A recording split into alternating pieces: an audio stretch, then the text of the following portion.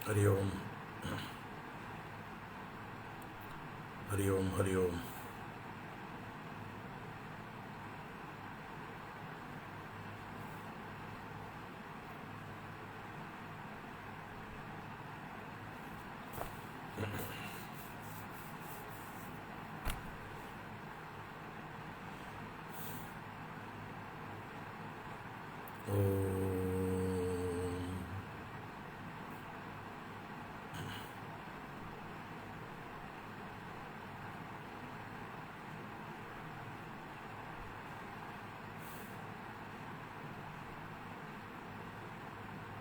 शुक्लांबरधरं विष्णुं शशिवर्णं चतुर्भुजं प्रसन्नवदनं ध्यायेत् सर्वविघ्नोपशान्तये। गुरवे सर्वलोकानां विषजे भवरोगिणां निधये सर्वविद्यानां दक्षिणामूर्तये नमः। जन्माद्यस्य यतोन्मयादितरतश्चार्तेष्वभिज्ञस्वराड् तेने ब्रह्म हृदाय आदिकवये मुह्यन्ति यत्सूरयः। तेजो वारिमृदां यदा विनिमयो यत्र त्रिसर्गो मृषा धाम्ना स्वेन सदा निरस्तकुहकं सत्यं परं धीमहि। धर्म प्रोज्झितकैतवोऽत्र परमो निर्मल्सराणां सतां वेद्यं वास्तवमत्र वस्तु शिवदं तापत्रयोन्मूलनं। श्रीमद्भागवते महामुनिकृते किं वा परैरीश्वरः सद्यो हृद्यवरुध्यतेऽत्र कृतिभिः शुश्रूषुभिस्तल्क्षणात्। निगमकल्पतरोर्गलितं बलं सुगमुखादमृतद्रवसंयुतं पिबत भागवतं रसमालयं मुहुरहो रसिका भुवि भावुकाः। नारायणं नमस्कृत्य नरं चैव नरोत्तमं देवीं सरस्वतीं व्यासं ततो जयमुदीरयेत्। यं प्रव्रजन्तमनुपेतमपेतकृत्यं द्वैपायनो विरहकातर आजुहाव पुत्रेति तन्मयतया तरवोऽभिनेदुः तं सर्वभूतहृदयं मुनिमानतोऽस्मि।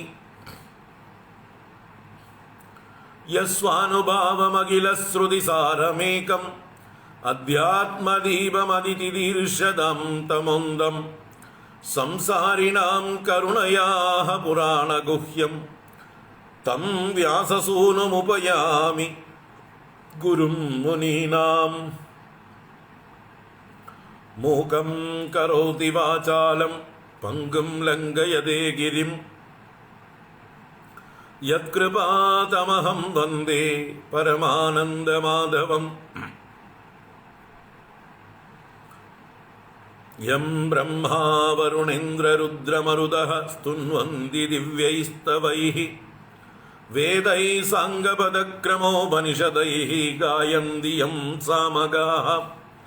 ध्यानावस्थिततद्गतेन मनसा पश्यन्ति यं योगिनो यस्यान्तं न विदुःसुरासुरगणाः देवाय तस्मै नमः। कोमलं कूजयन् वेणुं श्यामलोऽयं कुमारकः वेदवेद्यं परं ब्रह्म भासतां पुरतो मम। भूतैर्महद्भिर्ययिमा पुरो विभुः निर्मायशेते यदमुषु पूरुषः भुङ्क्ते गुणान् षोडश षोडशात्मकः सोऽलङ्कृषीष्ट भगवान् वजांसि मे। सच्चिदानन्दरूपाय विश्वोत्पत्त्यादिहेतवे तापत्रयविनाशाय श्रीकृष्णाय वयं नुमः। कृष्णाय वासुदेवाय हरये परमात्मने प्रणतक्लेशनाशाय गोविन्दाय नमो नमः। कृष्णाय वासुदेवाय देवकीनन्दनाय च നന്ദഗോപകുമാരായ ഗോവിന്ദായ നമോ നമഃ. നമഃ പങ്കജനാഭായ നമഃ പങ്കജമാലിനി നമഃ പങ്കജനേത്രായ നമസ്തേ പങ്കജാംഗ്രയേ. പീതാംബരം കരവിരാജിത ശംഖചക്രകൗമോദഗീ സരസിജം കരുണാസമുദ്രം രാധാസഹായമതിസുന്ദരമന്ദഹാസം വാതാലയേശമനിശം ഹൃദി ഭാവയാമി. വാതാലയേശമനിശം ഹൃദി ഭാവയാമി. ഓം നമോ ഭഗവതേ വാസുദേവായ. ഓം ശ്രീകൃഷ്ണ പരമാത്മനേ നമഃ. ഓം നമോ നാരായണായ.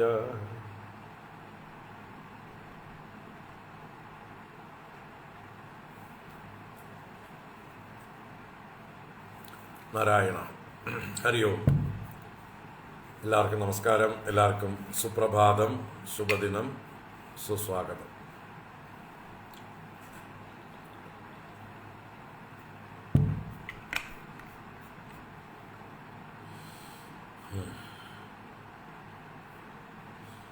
നാരായണ.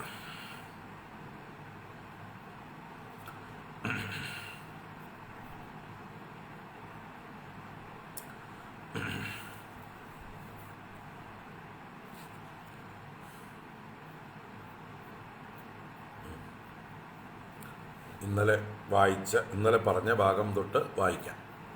ശ്രീമദ് ഭാഗവത ജ്ഞാനഗംഗ പ്രവാഹത്തിലേക്ക് ഏവർക്കും സ്വാഗതം. നമ്മൾ ദ്വിതീയ സ്കന്ധത്തിലെ 6-ാം അധ്യായമാണ് കണ്ടുകൊണ്ടിരുന്നത്. അതിലെ അവസാന ഭാഗം കുറച്ച് കാണാനുണ്ട്. ഇന്നലെ 22-ാം ശ്ലോകം മുതൽക്കാണ് കണ്ടത്. ആ 22 മുതൽക്ക് അവസാനം വരെയുള്ള ഭാഗം വായിക്കാം. ഓം നമോ ഭഗവതേ വാസുദേവായ. ഓം ശ്രീകൃഷ്ണ പരമാത്മനേ നമഃ. അത ശ്രീമദ്ഭാഗവതേ ദ്വിതീയസ്കന്ധേ ഷഷ്ടോധ്യായഃ.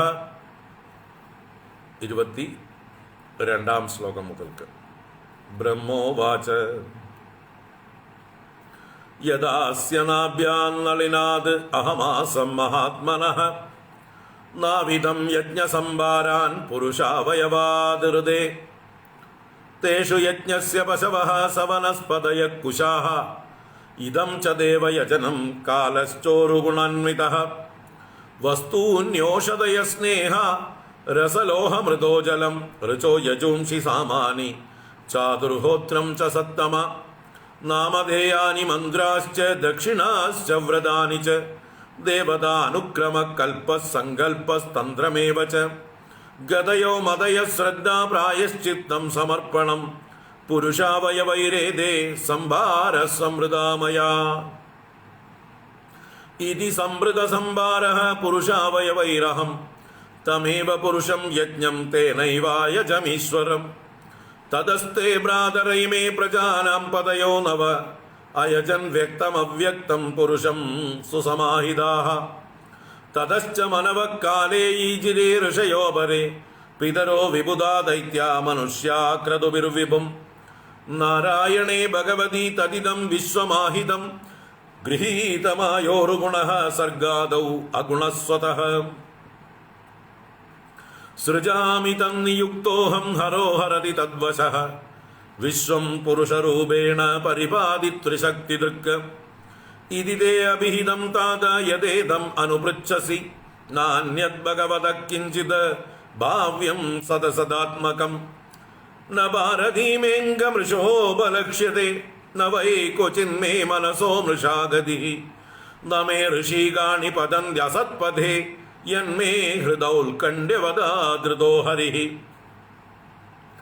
സോഹം സമാമ്നായമയസ്തപോമയഃ പ്രജാപതീനാമഭിവന്ദിതഃ പതിഃ ആസ്ഥായ യോഗം നിപുണം സമാഹിതഃ തം നാദ്യഗച്ഛം യത ആത്മസംഭവഃ നതോസ്മ്യഹം തച്ചരണം സമീയുഷാം ഭവച്ചിദം സ്വസ്ത്യയനം സുമംഗളം യോ ഹ്യാത്മമായാ വിഭവം സ്മ പര്യഗാത് യഥാ നഭസ്വാന്തമദാപരേ കുതഃ നാഹം ന യൂയം യദൃതം ഗതിം വിദുഃ ന വാമദേവ കിമുദാപരേ സുരാഃ തന്മായയാ മോഹിതബുദ്ധയസ്ത്വിതം വിനിർമ്മിതം ചാത്മസമം വിചക്ഷ്മഹേ യസ്യാവതാരകർമാണി ഗായന്തി ഹ്യസ്മദാദയഃ നയം വിദന്തി തത്വേന തസ്മൈ ഭഗവതേ നമഃ.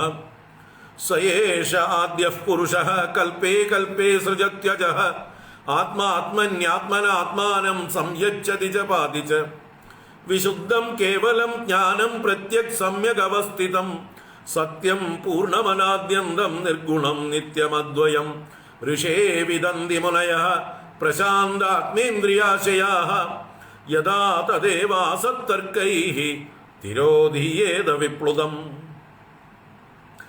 ആദ്യോവതാരഃ പുരുഷഃ പരസ്യ കാലസ്വഭാവഃ സദസന്മനശ്ച ദ്രവ്യം വികാരോ ഗുണ ഇന്ദ്രിയാണി വിരാട് സ്വരാട് സ്ഥാസ്നു ചരിഷ്ണു ഭൂമ്നഃ.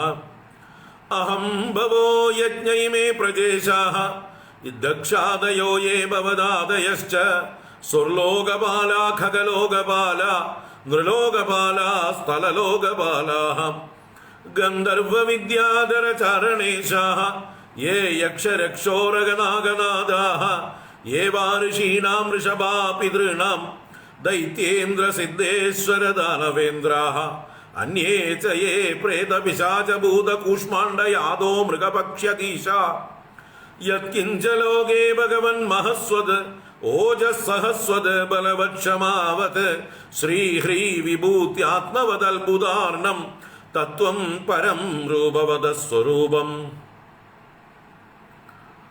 തത്വം പരം രൂപവദ സ്വരൂപം. പ്രാധാന്യതോ യാൻ ഋഷ ആമനന്തി ലീലാവതാരാൻ പുരുഷസ്യ ഭൂമ്നഃ ആപീയതാം കർണകഷായ ശോഷാൻ അനുക്രമിഷ്യേത ഇമാൻ സുപേശാൻ.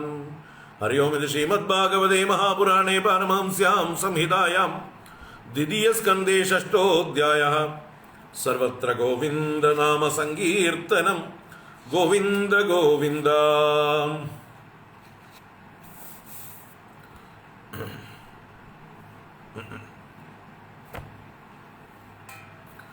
ഹരി ഓം. എല്ലാവർക്കും ഒരിക്കൽ കൂടെ നമസ്കാരം.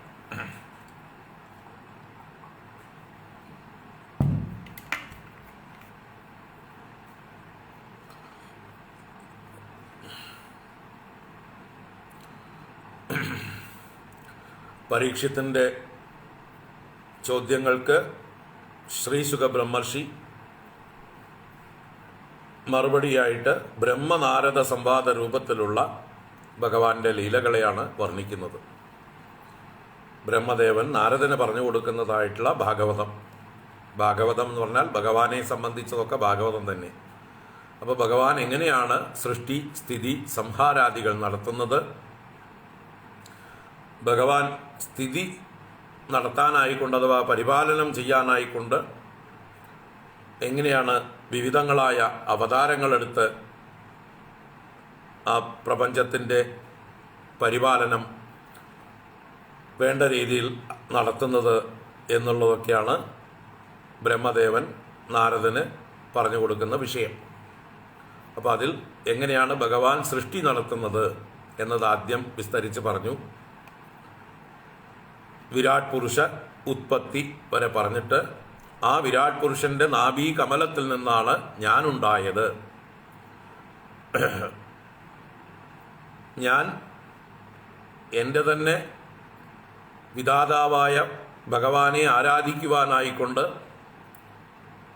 യജ്ഞത്തിനായിക്കൊണ്ട് പൂജിക്കുവാനായിക്കൊണ്ട് യജ്ഞസംഭാരങ്ങളെ നോക്കിയപ്പോൾ ആ പുരുഷന്റെ അവയവങ്ങളിൽ നിന്ന് അന്യമായിട്ട് അതല്ലാതെ വേറൊന്നും എനിക്ക് കാണാൻ കഴിഞ്ഞില്ല. അങ്ങനെ ആ ഭഗവാന്റെ വിരാട് പുരുഷന്റെ അവയവങ്ങളിൽ നിന്ന് തന്നെ ഞാൻ അദ്ദേഹത്തെ പൂജിക്കുവാനുള്ള യജ്ഞദ്രവ്യങ്ങൾ പദാർത്ഥങ്ങൾ എല്ലാം സംഭരിച്ചു. അതാണ് യജ്ഞസ്യ പശവഃ വനസ്പതയഃ കുശാഃ ദേവയജനം കാലം ഓഷധയഃ സ്നേഹ രസലോഹ മൃദോ ജലം ഋചോ യജുംഷി സാമാനി നാമധേയാനി മന്ത്രാശ്ച ദക്ഷിണാശ്ച വ്രതാനി ച ദേവത അനുക്രമ കൽപ്പ സങ്കല്പ തന്ത്രമേവ ച ഗതയോ മതയ ശ്രദ്ധ പ്രായശ്ചിത്തം സമർപ്പണം. ഇത്രയും കുറേ ലിസ്റ്റ് പറഞ്ഞിട്ട് ഒരു ചാർട്ട് പറഞ്ഞു. യജ്ഞത്തിൽ ഇതൊക്കെ ആവശ്യമാണ്. ഇതൊക്കെ ഞാൻ പുരുഷാവയവൈർ ഏതേ സംഭാരഃ സംവൃതാമയ. ഏതേ സംഭാരഃ, ഈ സംഭാരങ്ങളെല്ലാം തന്നെ പുരുഷന്റെ അവയവങ്ങളിൽ നിന്ന്, വിരാട് പുരുഷന്റെ അവയവങ്ങളിൽ നിന്ന് തന്നെ ഞാൻ സംഭരിച്ചു. അപ്പോൾ ഭഗവാനെ പൂജിക്കുവാൻ വേണ്ടതൊക്കെ ഭഗവാനിൽ നിന്ന് തന്നെ ഞാൻ എടുത്തു, എന്നിട്ട് ഭഗവാനിലേക്ക് തന്നെ സമർപ്പിക്കുകയാണ്. ആ തത്വത്തെ തന്നെയാണ് ഇവിടെ പറയുന്നത്. ബ്രഹ്മാർപ്പണം ബ്രഹ്മഹവി ബ്രഹ്മാഗ്നൗ ബ്രഹ്മണാഹുതം ബ്രഹ്മൈവതേന ഗന്തവ്യം ബ്രഹ്മകർമ്മ സമാധിന എന്ന ഭഗവത്ഗീതാ ശ്ലോകം കൊണ്ട് നമ്മൾ ചെയ്യുന്ന ഏത് കർമ്മങ്ങളും ഏത് ആരാധനകളും ഒക്കെ ആ ബ്രഹ്മത്തിൻ്റെ മാനിഫെസ്റ്റേഷൻ തന്നെയാണ്. ബ്രഹ്മത്തിൽ നിന്ന് അന്യമായിട്ട് ഇവിടെ ഒരു പദാർത്ഥങ്ങളുമില്ല. കാലദേശങ്ങളടക്കം എന്തൊക്കെ നമ്മൾ പേര് പറയുന്നോ ഒക്കെ ആ ബ്രഹ്മത്തിൻ്റെ തന്നെ വിഭൂതികളാണ്. അപ്പോൾ ഭഗവാനെ ആരാധിക്കാൻ ഭഗവാന്റെ തന്നെ അനുഗ്രഹം കൊണ്ട് ഭഗവാനിൽ നിന്ന് തന്നെ ദ്രവ്യങ്ങളെടുത്ത് ഞാൻ ഭഗവാനെ ആരാധിച്ചു. അല്ലാതെ എൻ്റേതായിട്ട് സ്വന്തമായിട്ട് ഒന്നുമില്ല, വേറൊരാളുടേതായിട്ടും ഇല്ല. ആരും എനിക്കൊന്നും തന്നില്ല. എങ്കിലും ഞാൻ ഭഗവാന്റെ തന്നെ എടുത്ത് ഭഗവാൻ അർച്ചിച്ചു. അത് ഭഗവാന് ഇഷ്ടമാണ്.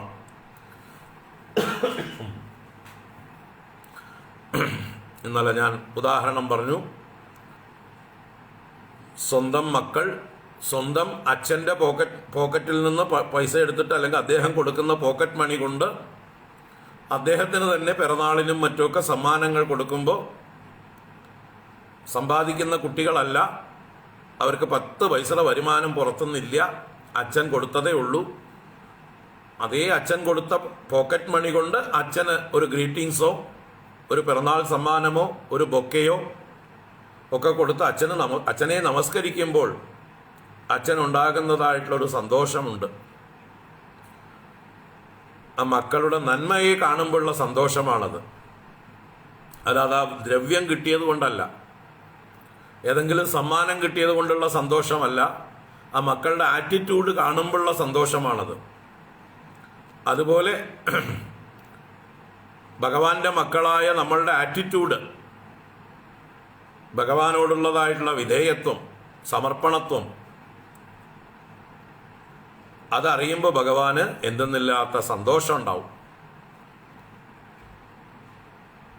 മാത്രമല്ല നമ്മുടെ ആ ആറ്റിറ്റ്യൂഡ് കൊണ്ടാണ് നമുക്ക് നന്മയുണ്ടാകാൻ പോകുന്നത്. അതാണ് ഭഗവാന്റെ സന്തോഷത്തിന് കാരണം. നമ്മൾ നേരായ വഴിക്കാണ് പോകുന്നത്. നമ്മൾ വികാസത്തിൻ്റെ മാർഗത്തിലാണ് പോകുന്നത്. നമ്മൾ അധപ്പതനത്തിൻ്റെ മാർഗത്തിലല്ല പോകുന്നത്. മക്കൾ കൊള്ളാം, കുട്ടികൾ രക്ഷപ്പെട്ടോളും എന്ന് സ്വന്തം കുട്ടികൾ സ്വന്തം കാലിൽ നിൽക്കാറാവുമ്പോൾ, വലിയവരായി വളരുമ്പോൾ, ഓരോരോ കാര്യങ്ങളിൽ പ്രാപ്തി നേടുമ്പോൾ എങ്ങനെയാണോ അച്ഛനമ്മമാർ സന്തോഷിക്കുക, അതുപോലെയാണ് ഇവിടെ ഭഗവാൻ നമ്മൾ കൊടുക്കുന്ന എന്തെങ്കിലും കൊണ്ടല്ല സന്തോഷിക്കുന്നത്. നമ്മൾ വളരുന്നു എന്നത് കാണുമ്പോഴാണ് സന്തോഷം.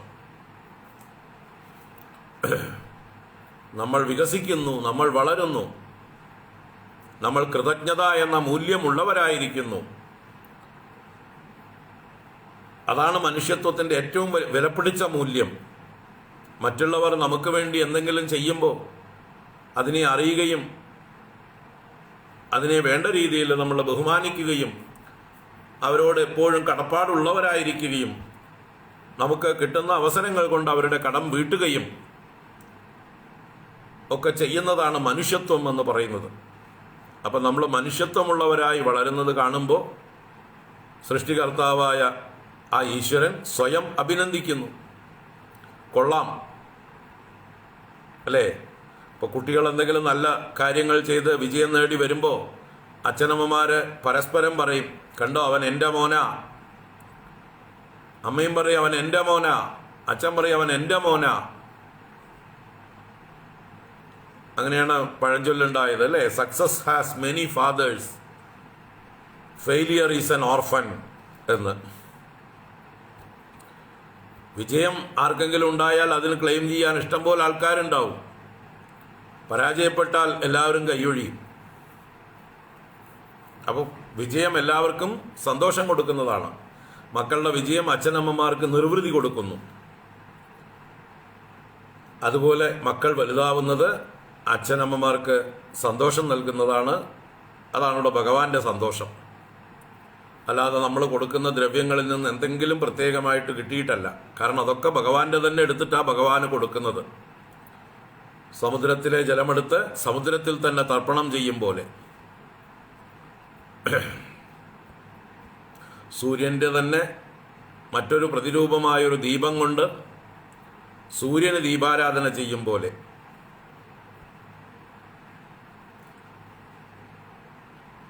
ഭഗവാന്റെ ദ്രവ്യങ്ങളെ കൊണ്ട് തന്നെ ഭഗവാന് യജ്ഞം ചെയ്യുക, പൂജ ചെയ്യുക. ഇതെല്ലാവരും ചെയ്യേണ്ടതാണ്. അപ്പം ഞാൻ അങ്ങനെ ആ പുരുഷാവയവൈർ അഹം സംവൃത സംഭാരഃ തമേവ പുരുഷം യജ്ഞം തേനൈവായജം ഈശ്വരം. ആ ഈശ്വരനെ തന്നെ ഞാൻ അയജം ഞാൻ യജ്ഞം ചെയ്തു, ഞാൻ ആരാധിച്ചു. അത് കണ്ടവരായ നിന്റെ ജ്യേഷ്ഠന്മാർ നാരദനോട് പറയണം, തതസ്തേ ഭ്രാതരൈമേ പ്രജാനാം പതയോ നവ.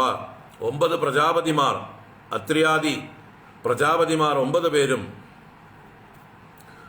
അതുപോലെ മനുക്കളും ഋഷികളും പിതൃക്കളും വിബുധന്മാരും ദൈത്യന്മാരും മനുഷ്യന്മാരും എല്ലാം തന്നെ ആ അവ്യക്തനായ പുരുഷനെ സുസമാഹിതാഹ അയജന് നല്ല അടക്കത്തോടെ ഭക്തിയോടുകൂടെ ശ്രദ്ധയോടുകൂടെ യാഗം ചെയ്തു.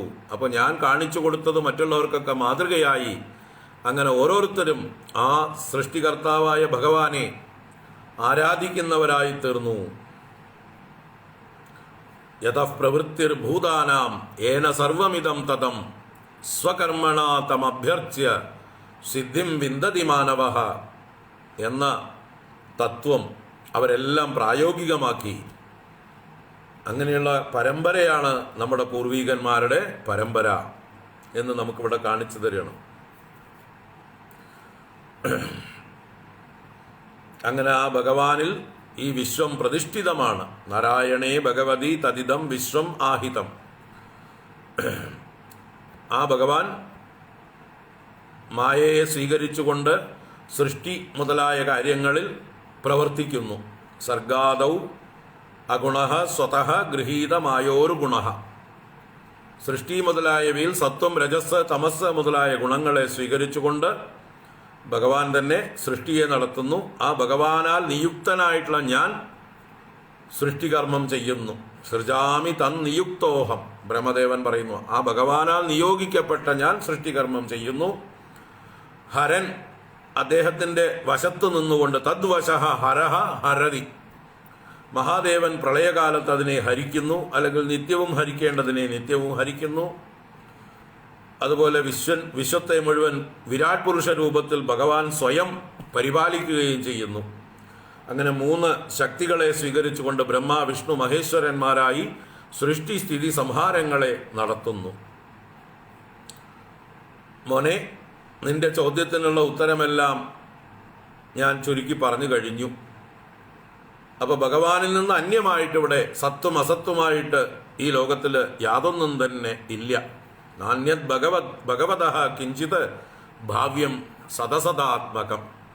സത്തോ അസത്തോ ആയി, സ്ഥൂലമോ സൂക്ഷ്മമോ ആയി ഭഗവാനിൽ നിന്ന് അന്യമായിട്ട് ഒന്നും ഇവിടെ ഭവിക്കാനില്ല. കാരണം ഭഗവാനല്ലാതെ ഇവിടെ വേറൊരാളില്ല, രണ്ടാമതൊരു വസ്തു ഇല്ല, വേറെ ഒരു സ്രോതസ്സില്ല. എന്തെങ്കിലും കാരണം ഉണ്ടെങ്കിലല്ലേ കാര്യമുണ്ടാവുള്ളൂ, വിത്തുണ്ടെങ്കിലല്ലേ മുളയുണ്ടാവുള്ളൂ. അപ്പോൾ വേറൊരു വിത്ത് ഇവിടെ ഇല്ല. ആകെ ഈ പ്രപഞ്ചത്തിൻ്റെ ആകെ ഒരു വിത്തേ ഉള്ളൂ, അതാണ് ഭഗവാൻ. ആ പ്രപഞ്ചത്തിൻ്റെ മൂലവിത്തായിരിക്കുന്ന, മൂലക്കിഴങ്ങായിരിക്കുന്ന, എല്ലാറ്റിനും ആദിമൂലമായിരിക്കുന്ന ആ ഭഗവാനിൽ നിന്ന് തന്നെയാണ് ഈ പ്രപഞ്ചവൃക്ഷം ആവിർഭവിച്ചിരിക്കുന്നത്. ഊർധ്വമൂലം അധശാഖം അശ്വത്ഥം പ്രാഹുരവ്യയം ഛന്ദാംസി യസ്യ പർണാനി യസ്തം വേദസ വേദവിത്. ഊർധ്വമൂലം ആണ് ഈ പ്രപഞ്ചമാകുന്ന ഈ വിശ്വമാകുന്ന വൃക്ഷം. അതിൻ്റെ മൂലം ഊർധ്വമാണ് എന്ന് വെച്ചാലോ മുകളിലാണ്, തലകിഴായി നിൽക്കുന്ന ഒരു വൃക്ഷമാണ് എന്നല്ല അതിൻ്റെ അർത്ഥം. എല്ലാറ്റിനും ഉപരിയാണ് അതിൻ്റെ കാരണം. എല്ലാത്തിനും മേലെ, എല്ലാറ്റിനും മുകളിലാണ് ഇതിൻ്റെ കാരണമായിരിക്കുന്ന ഭഗവാൻ. ആ ഭഗവാനാകുന്ന മൂലത്തോടു കൂടിയതാണ് ഈ വൃക്ഷങ്ങൾ, ഈ വിശ്വമാകുന്ന വൃക്ഷം. ഊർധ്വമൂലം അധശാഖം അശ്വത്ഥം പ്രാഹുരവ്യയം. നിത്യവും പരിണമിച്ചുകൊണ്ടേയിരിക്കുന്ന സനാതനമായ ഒരു വൃക്ഷമാണ് ഈ പ്രപഞ്ചവൃക്ഷം. അതിൻ്റെ കാരണം, അതിൻ്റെ മൂലം, അത് എല്ലാറ്റിനും മുകളിലാണ്, എല്ലാറ്റിനും അതീതമാണ്. അതാണ് ബ്രഹ്മതത്വം. അപ്പോൾ ഭഗവാനിൽ നിന്ന് അന്യമായിട്ട് വേറൊന്നും ഇവിടെ ഭവിക്കാൻ ഇല്ല. അങ്ങനെ ഈ ഭഗവാനെക്കുറിച്ച് തന്നെ നിരന്തരം ഞാൻ ധ്യാനിക്കുന്നത് കൊണ്ട് എൻ്റെ വായിൽ വേണ്ടാത്തതൊന്നും വരുന്നില്ല, കളവുകളൊന്നും വരുന്നില്ല, മിഥ്യയായതൊന്നും വരുന്നില്ല. ന ഭാരതീമേങ്ക മൃഷോപലക്ഷ്യത്തെ നവൈ കൊച്ചിന്മേ മനസ്സോ മൃഷാഗതി. എൻ്റെ മനസ്സ് തെറ്റായ മാർഗത്തിലേക്ക് പോകുന്നില്ല. നമേ ഹൃഷീകാണി പതന്തി അസത്പതേ. എൻ്റെ ഇന്ദ്രിയങ്ങളും അസന്മാർഗത്തിൽ പോകുന്നില്ല. എന്തെന്നാൽ യത് മേ ഹൃദാ ഔത്കണ്ഠ്യവത ധൃതോ ഹരിഹി. മേ ഔത്കണ്ഠ്യവതാ ഹൃദ. എൻ്റെ ഉത്കണ്ഠാപൂർണമായ ഹൃദയം കൊണ്ട്, ഭക്തിപരവശമായ ഹൃദയം കൊണ്ട്, ഹരിഹി ധൃത, ആ ഭഗവാനെ ഞാൻ മുറുക്കെ പിടിച്ചിട്ടുണ്ട്.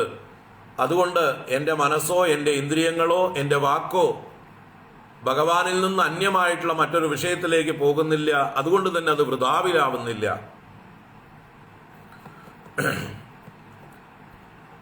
അങ്ങനെ ഭഗവാന്റെ അനുഗ്രഹത്തിന് പാത്രീഭവിച്ച ഞാൻ വേദസ്വരൂപനാണ്, തപോമയനാണ്, പ്രജാപതികളുടെ എല്ലാം അഭിവന്ദ്യനായ പതിയാണ്. ഞാൻ കഠിനമായ തപസ് അനുഷ്ഠിച്ചിട്ടും എൻ്റെ സംഭവമായ ആത്മസംഭവമായിട്ടുള്ള ഭഗവാനെ കണ്ടെത്താൻ എന്നെക്കൊണ്ട് സാധിച്ചില്ല. ന അദ്യഗച്ഛം യഥ ആത്മസംഭവ. എൻ്റെ സംഭവം എവിടെ നിന്നാണെന്ന് ഞാൻ അന്വേഷിച്ചിട്ട് എനിക്കൊരു എത്തും പിടിയും കിട്ടിയില്ല. ആ ഭഗവാനെ ഞാൻ നമസ്കരിക്കുന്നു.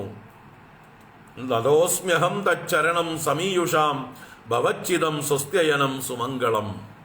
ആ ഭഗവാനെ ഭഗവാന്റെ പാദങ്ങളെ തച്ചരണം നതോസ്മ്യഹം. എന്തെന്നാൽ അത് സമീയുഷാം ഭവച്ചിതം. ആരാണോ അതിനെ ശരണം പ്രാപിക്കുന്നത് അവരുടെ സംസാര ദുഃഖങ്ങളെ നശിപ്പിക്കുന്നതും അവരെ സ്വസ്തിയിലേക്ക് നയിക്കുന്നതും മംഗളം നൽകുന്നതുമാകുന്നു.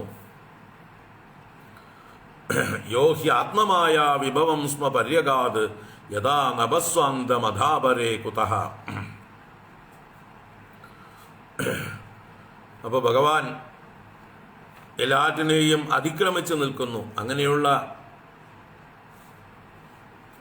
ആ ഭഗവാന് പോലും അറിയാൻ പ്രയാസമാണ്. ഏതുപോലെ ആകാശത്തിന് അതിൻ്റെ അറ്റം കാണാൻ കഴിയുമോ? അനന്തമായ ആകാശത്തിൻ്റെ അറ്റം കാണാൻ കഴിയാത്തതുപോലെ ഭഗവാന്റെ വിഭൂതികളുടെ, ഭഗവാന്റെ മാഹാത്മ്യത്തിൻ്റെ അല്ലെങ്കിൽ ഭഗവാന്റെ യഥാർത്ഥ മഹിമയുടെ,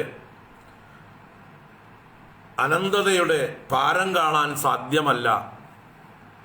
എന്നാൽ അങ്ങനെ ആരെങ്കിലും പാരം കാണുകയാണെങ്കിൽ അത് ഭഗവാനാണെങ്കിൽ പോലും പാരമുള്ളതായി ഭവിക്കും, അപാരം അല്ലാതെയായി മാറും, അനന്തമല്ലാതെയായി മാറും. അതിന് അന്തം ഉണ്ടാകും. അതുകൊണ്ട് ഭഗവാന്റെ മഹിമയ്ക്ക് അന്തം ഉണ്ടാകാൻ പാടില്ല, ഫുൾ സ്റ്റോപ്പ് ഉണ്ടാകാൻ പാടില്ല. അതുകൊണ്ട് ഭഗവാന് പോലും ഭഗവാന്റെ മഹിമയുടെ അറ്റം കാണാൻ സാധ്യമല്ല എന്ന് പറഞ്ഞു. ഭഗവാന് കാണാം. എങ്ങനെ കാണാം? എൻ്റെ മഹിമ അനന്തമാണ് എന്ന്. അതൊരു അറിവാണ്. അതുതന്നെയാണ് ജ്ഞാനം. അനന്തം എന്നതൊരു അറിവാണ്. എൻ്റെ മഹിമ അനന്തമാണ് എന്ന് ഭഗവാൻ അറിയുന്നു. ആ അനന്തതയുടെ അറ്റം കാണാൻ സാധ്യമല്ല. അറ്റം കണ്ടാൽ അത് അനന്തമല്ലാതെയാവും. സത്യം ജ്ഞാനം അനന്തം ബ്രഹ്മ എന്നതിലെ അനന്തം എടുത്തു മാറ്റേണ്ടി വരും. പിന്നെ സത്യം ജ്ഞാനം ബ്രഹ്മ എന്ന് പറയേണ്ടി വരും. അത് സമ്മതമല്ല. അനന്തമാണ് ഈശ്വര സ്വരൂപം. അനന്തമായതുകൊണ്ട് തന്നെ മുഴുവനായിട്ട് അറിയാൻ ആർക്കും സാധ്യമല്ല, ഈശ്വരന് പോലും. അതാണ് ഇവിടെ പറഞ്ഞത്. അതുകൊണ്ട് ഞാനോ നീയോ വാമദേവനോ ഈ ഭഗവാന്റെ ഗതിയെ അറിയുന്നില്ല. പിന്നെയാണോ മറ്റുള്ള ദേവന്മാർ ഭഗവാന്റെ മായ കൊണ്ട് മോഹിത ബുദ്ധികളായിരിക്കുന്ന ആളുകളുടെ കാര്യം പറയേണ്ടതുണ്ടോ? അതുകൊണ്ട് ഓരോരുത്തരും ഭഗവാനെ അവരവരുടെ ദൃഷ്ടിയുടെ പരിമിതിക്കുള്ളിൽ ഇരുന്നു കൊണ്ട് കാണുന്നു. യഥാശക്തി ഓരോരുത്തരും ഈശ്വരനെ മനസ്സിലാക്കുന്നു. ആത്മസമം വിചക്ഷ്മഹേ എന്നാണ്. ആത്മസമം അവരവരുടെ പരിധിക്കകത്തിരുന്നു കൊണ്ട് യഥാശക്തി. ഇന്നലെ ഉദാഹരണം പറഞ്ഞു, കൊതുകിന്റെ ഉയരത്തിലേ പറക്കാൻ പറ്റുള്ളൂ, കുരുവിക്ക് കുരുവിയുടെ ഉയരത്തിലേ പറക്കാൻ പറ്റുള്ളൂ, കാക്കയ്ക്ക് പരിധിയുണ്ട്, പ്രാവിന് അതിന് പറക്കുന്ന ഉയരങ്ങൾക്ക് പരിധിയുണ്ട്, കഴുകനും പരുന്തിനും പരിധിയുണ്ട്. ഓരോരുത്തരും ആത്മസമം അവനവന്റെ കഴിവിന്റെ ഉയരത്തിലേക്ക് പറക്കുന്നു. എല്ലാവരും ഒരേ ഉയരത്തിലല്ല പറക്കുന്നത്. അതുപോലെ ഇവിടെ ഓരോരുത്തരും അവരവരുടെ ആ സാമർഥ്യത്തിനനുസരിച്ച്, അവരുടെ ബുദ്ധി വികാസത്തിനനുസരിച്ച്, അവരുടെ അന്ധകരണ വികാസത്തിനനുസരിച്ച്, അവരുടെ ജ്ഞാനത്തിനനുസരിച്ച് ഭഗവാനെ മനസ്സിലാക്കുന്നു, അറിയുന്നു. എല്ലാവരും ഒരുപോലെയല്ല ഭഗവാനെ അറിയുന്നത്. അങ്ങനെയുള്ള ആ ഭഗവാന്റെ അവതാര കർമ്മങ്ങളെയാണ് ഞങ്ങളെപ്പോലെയുള്ള ആളുകൾ കീർത്തിക്കുന്നത്. അല്ലാതെ ഭഗവാന്റെ മുഴുവൻ തത്വത്തെയും പ്രതിപാദിക്കാൻ സാധ്യമല്ല. ആ ഭഗവാന് നമസ്കാരം ഭവിക്കട്ടെ. യസ്യ അവതാര കർമാണി ഗായന്തി ഹ്യസ്മദാതയ നയം വിദന്തി തത്വേന തസ്മൈ ഭഗവതേ നമഃ. ആ ഭഗവാൻ ആദ്യനായ പുരുഷൻ ഓരോ കൽപ്പത്തിലും തന്നെ തന്നെ, തന്നാൽ തന്നെ, തനിക്ക് വേണ്ടി തന്നെ, തന്നിൽ തന്നെ സൃഷ്ടിക്കുകയും തന്നിൽ തന്നെ നിലനിർത്തുകയും തന്നിലേക്ക് തന്നെ ലയിക്കുകയും ചെയ്യുന്നു. അപ്പോൾ സൃഷ്ടിസ്ഥിതി സംഹാരം എന്നുള്ളത് ഭഗവാന്റെ ഒറ്റയ്ക്കുള്ള ഒരു കളി തന്നെയാണ്. വേറൊരാളുടെയും സഹായം അവിടെ ഇല്ല. ഭഗവാൻ തന്നെ തന്നെ സൃഷ്ടിക്കുന്നു, തന്നെ തന്നെ രക്ഷിക്കുന്നു, തന്നെ തന്നെ തന്നിലേക്ക് തന്നെ സംഹരിക്കുന്നു. ഭഗവാന്റെ യഥാർത്ഥ താത്വികമായ ഭാവം ഉപനിഷത്തുക്കൾ പറയുന്നു. വിശുദ്ധം കേവലം ജ്ഞാനം പ്രത്യക് സമ്യക് അവസ്ഥിതം സത്യം പൂർണ്ണം അനാദ്യന്തം നിർഗുണം നിത്യം അദ്വയം. ഇങ്ങനെയുള്ള ഭഗവാന്റെ ആ തത്വത്തെ ഹേ ഋഷേ, അല്ലയോ നാരദ, പ്രശാന്താത്മേന്ദ്രിയാശയാഹ മുനയഃ വിദന്തി. ആരുടെയാണോ ആത്മാ അഥവാ ദേഹവും ഇന്ദ്രിയങ്ങളും ആശയം അഥവാ അന്ധക്കരണവും പ്രശാന്തമായിരിക്കുന്നത് അവര് അറിയുന്നു.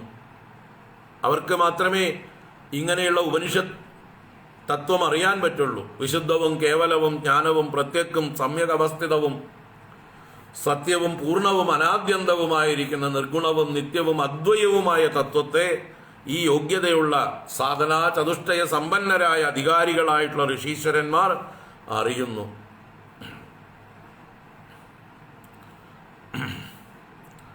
യഥാ തദേവ അസത്തർക്കൈ തിരോധീയേത വിപ്ലുതം. എന്നാൽ അവർക്ക് പോലും, അങ്ങനെയുള്ള പ്രശാന്താത്മേന്ദ്രിയന്മാരായിട്ടുള്ള ആ ഋഷീശ്വരന്മാർക്ക് പോലും എപ്പോഴാണോ അസത്തർക്കങ്ങളെ കൊണ്ട് വിപ്ലുതമാവുന്നത്, അവരുടെ അന്ധകരണം കലുഷിതമാകുന്നത്, വേണ്ടാത്ത ചിന്തകളും ശങ്കകളും കൊണ്ട് എപ്പോഴെങ്കിലും അവരുടെ മനസ്സിൽ മായയുടെ ചലനമുണ്ടാകുമ്പോൾ തിരോധീയേത, അവർക്കും ഈ ഉപനിഷത്തത്വം വിശുദ്ധം കേവലം ജ്ഞാനം എന്നുള്ളതൊന്നും പിന്നെ പ്രകാശിക്കുകയില്ല. അവരുടെ ഉള്ളിലും ഈ ആത്മതത്വം, ഈ ബ്രഹ്മതത്വം തിരോധീയേത, അത് തിരശീലയ്ക്ക് അടിയിലേക്ക് മറഞ്ഞു പോകുന്നു, മറന്നു പോകുന്നു. അപ്പോൾ അതുകൊണ്ടാണ് നിർഗുണ നിരാകാരത്തെ ഉപാസിക്കുന്നവരായ പല മഹാത്മാക്കളും സഗുണസാകാരമായിരിക്കുന്ന ഈശ്വര ചിന്തയെ നിരന്തരം തുടർന്നുകൊണ്ടിരിക്കുന്നത്.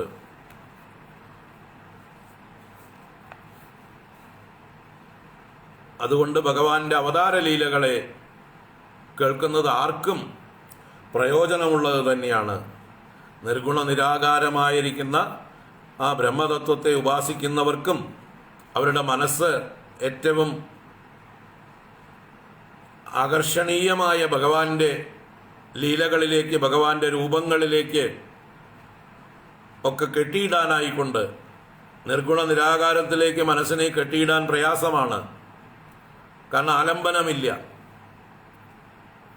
കയറില്ലാതെ കെട്ടിയിടലാണ്, ആലംബനമില്ലാതെ കെട്ടിയിടലാണ്.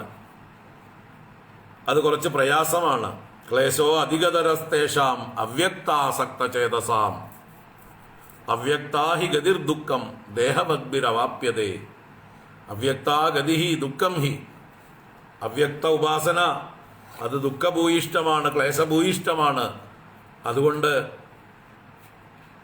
സഗുണസാകാരമായിരിക്കുന്ന ഈശ്വരൻ്റെ വിവിധ ഭാവങ്ങളെ ഉപാസിക്കുന്നതിൽ യാതൊരു തെറ്റും ഇല്ല, ഏറ്റവും നല്ലത് തന്നെയാണ് എന്നാണ് ബ്രഹ്മദേവൻ്റെയും ഋഷീശ്വരന്മാരുടെയും വിവേകമുള്ള വിവരമുള്ള എല്ലാവരുടെയും അഭിപ്രായം. കാരണം മനുഷ്യൻ്റെ മനസ്സ് എന്ന് പറഞ്ഞാൽ അതെപ്പോഴും ചഞ്ചലമാണ്. അതിനെ എവിടെയെങ്കിലും പിടിച്ച് കെട്ടിയിട്ടാലേ ശരിയാവുള്ളൂ. അതിനെ കെട്ടിയിടാൻ, അതിനെ ആകർഷിക്കുന്ന എന്തെങ്കിലും വസ്തുക്കൾ വേണം, അത് രമിക്കുന്ന ഏതെങ്കിലും വിഷയം വേണം. അതല്ലെങ്കിൽ അത് വേണ്ടാത്ത വിഷയങ്ങളിലൊക്കെ പോയി രമിക്കും. ഇതാണ് മനുഷ്യരുടെ മനസ്സിൻ്റെ സ്വഭാവം. ഇത് നമ്മുടെ ഋഷീശ്വരന്മാർ നല്ലതുപോലെ വിചാരം ചെയ്ത് ഉറപ്പിച്ച കാര്യമാണ്. അതുകൊണ്ടാണ് അവർ ഉപാസനയ്ക്ക് ഇത്രയും പ്രാധാന്യം കൊടുത്തത്. ഈശ്വരൻ്റെ വിവിധ രൂപങ്ങൾക്ക്, വിവിധ ഭാവങ്ങൾക്ക്, അവതാരങ്ങൾക്ക് എല്ലാറ്റിനും പ്രാധാന്യം കൊടുത്തുകൊണ്ട് ക്ഷേത്രപ്രതിഷ്ഠകളും അതുപോലെയുള്ള ആരാധനാ സമ്പ്രദായങ്ങളും അവർ ആവിഷ്കരിച്ചത് സാധാരണക്കാരായിട്ടുള്ള മനുഷ്യരെ എല്ലാവരെയും ഈ ഈശ്വര തത്വത്തോട് ബന്ധിച്ചു നിർത്താൻ വേണ്ടിയിട്ടാണ്. അതല്ലെങ്കിൽ എല്ലാവരും നിർഗുണ നിരാകാരമായതിനെ മാത്രം ആരാധിച്ചാൽ മതി എന്ന് പറഞ്ഞാൽ ഇവിടെ ആർക്കും അതിന് സാധിക്കുകയുമില്ല. എല്ലാവരും അഭിനയിച്ചുകൊണ്ട് നടക്കും നന്നായിട്ട്. ആരെ പോലെ? മറ്റ് മതസ്ഥരെ പോലെ. അവർക്ക് വാസ്തവത്തിൽ കഷ്ടമാണ് അവരുടെ കാര്യം. ഈശ്വരൻ്റെ രൂപം സങ്കല്പിക്കാതെയുള്ള ആരാധന അവർക്ക് വളരെ ക്ലേശമാണ്. അവരുടെ കാര്യം കഷ്ടമാണ്. അവരത് പുറത്ത് കാണിക്കുന്നില്ല എന്നേ ഉള്ളൂ. ഭയം കൊണ്ട് മാത്രം, ഭയം കൊണ്ട് മാത്രം. മതം എന്നുള്ള ഓർഗനൈസേഷൻ്റെ ചട്ടക്കൂടിൽ അവരെ അടിച്ചമർത്തി ചവിട്ടി താഴ്ത്തി വെച്ചിരിക്കുകയാണ്. അവർക്ക് സ്വതന്ത്രമായി സംസാരിക്കാനുള്ള സാമർഥ്യമില്ല, അവർക്ക് അഭിപ്രായം പറയാൻ പറ്റില്ല.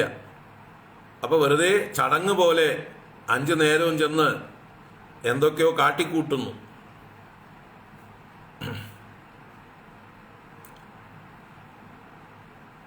അതോടൊപ്പം തന്നെ അവരുടെ പഠിപ്പ്, അവർ മദ്രസകളിൽ പഠിക്കുന്നതായിട്ടുള്ള ആ പഠിപ്പുണ്ടല്ലോ, അത് അവരുടെ ഉള്ളിൽ എന്തൊക്കെയോ മനോവൈകൃതങ്ങൾ സൃഷ്ടിക്കുന്നു.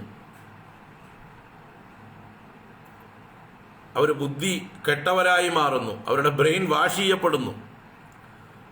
അങ്ങനെ ജീവിത ലക്ഷ്യം എന്തെന്ന് പോലും അറിയാതെ ഏതൊക്കെയോ പ്രലോഭനങ്ങളിൽ മാത്രം കുടുങ്ങിക്കൊണ്ട് ഇവിടെ ഈ ഭൂമിയെ നരകമാക്കിയാൽ, ഇവിടെ ജീവിച്ചിരിക്കുന്ന ആളുകളെയൊക്കെ കൊന്നുകളഞ്ഞാൽ അവർക്ക് വേറെ ഏതോ ലോകത്ത് പോയിട്ട് ഏതൊക്കെയോ സുഖങ്ങൾ അനുഭവിക്കാമെന്നുള്ള ചില വാഗ്ദാനങ്ങളിൽ മാത്രം വിശ്വസിച്ച് മൂഢന്മാരായിക്കൊണ്ട് ഒരു യുക്തി ചിന്തയ്ക്കും സ്ഥാനമില്ലാതെ, ഒരു ചോദ്യത്തിനും അവസരമില്ലാതെ കഷ്ടപ്പെട്ട് കഴിയണവരൊക്കെ അടിമകളെപ്പോലെ. അവരുടെ കാര്യം നമ്മൾ പറയാതിരിക്കുകയാണ് നല്ലത്. എന്നിട്ട് അവർ നമ്മുടെ മതത്തിലെ ആചാരങ്ങളെയും വിഗ്രഹാരാധനയും ഒക്കെ പരിഹസിക്കുകയും നിന്ദിക്കുകയും വിഗ്രഹാരാധന ചെയ്യുന്നവരെ വധിക്കുകയും ഒക്കെ ചെയ്തുകൊണ്ട് നടക്കുന്നു. ഏറ്റവും ബുദ്ധിക്ക് നിരക്കാത്ത, യുക്തിക്ക് നിരക്കാത്ത കാര്യങ്ങളാണ് അതെല്ലാം. ചിന്തിക്കാൻ സാമർഥ്യമില്ല അവർക്ക്. ഒക്കെ നമ്മൾ ചിന്തിക്കേണ്ട വിഷയമാണ്. പക്ഷേ കാര്യമില്ല, നമ്മൾ ചിന്തിച്ചിട്ട് അവർ രക്ഷപ്പെടാൻ പോകുന്നില്ല. അവർ സ്വയം ചിന്തിച്ചാൽ മാത്രമേ അവർക്ക് രക്ഷപ്പെടാൻ പറ്റുള്ളൂ. അങ്ങനെ അവരുടെ ഇതിൽ തന്നെ രക്ഷപ്പെട്ട കുറച്ച് ആൾക്കാരുണ്ട്. അവരാണ് സൂഫികളും അതുപോലെയുള്ള അതിനെ തുറന്നു കാണിക്കുന്ന ചില ആചാര്യന്മാർ, പ്രഭാഷകന്മാരൊക്കെ ആയി മാറിയിട്ടുള്ളത്. അതിലെ വിഡ്ഢിത്തം, അതിലെ ശൂന്യത,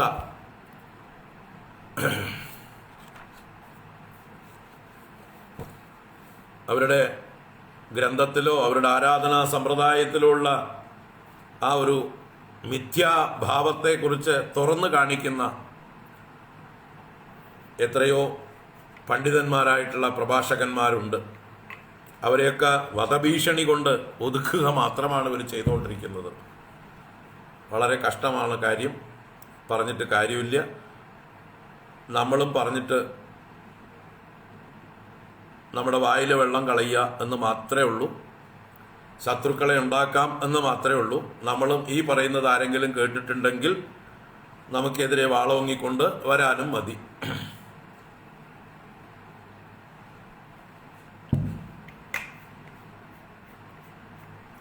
ഇരിക്കട്ടെ.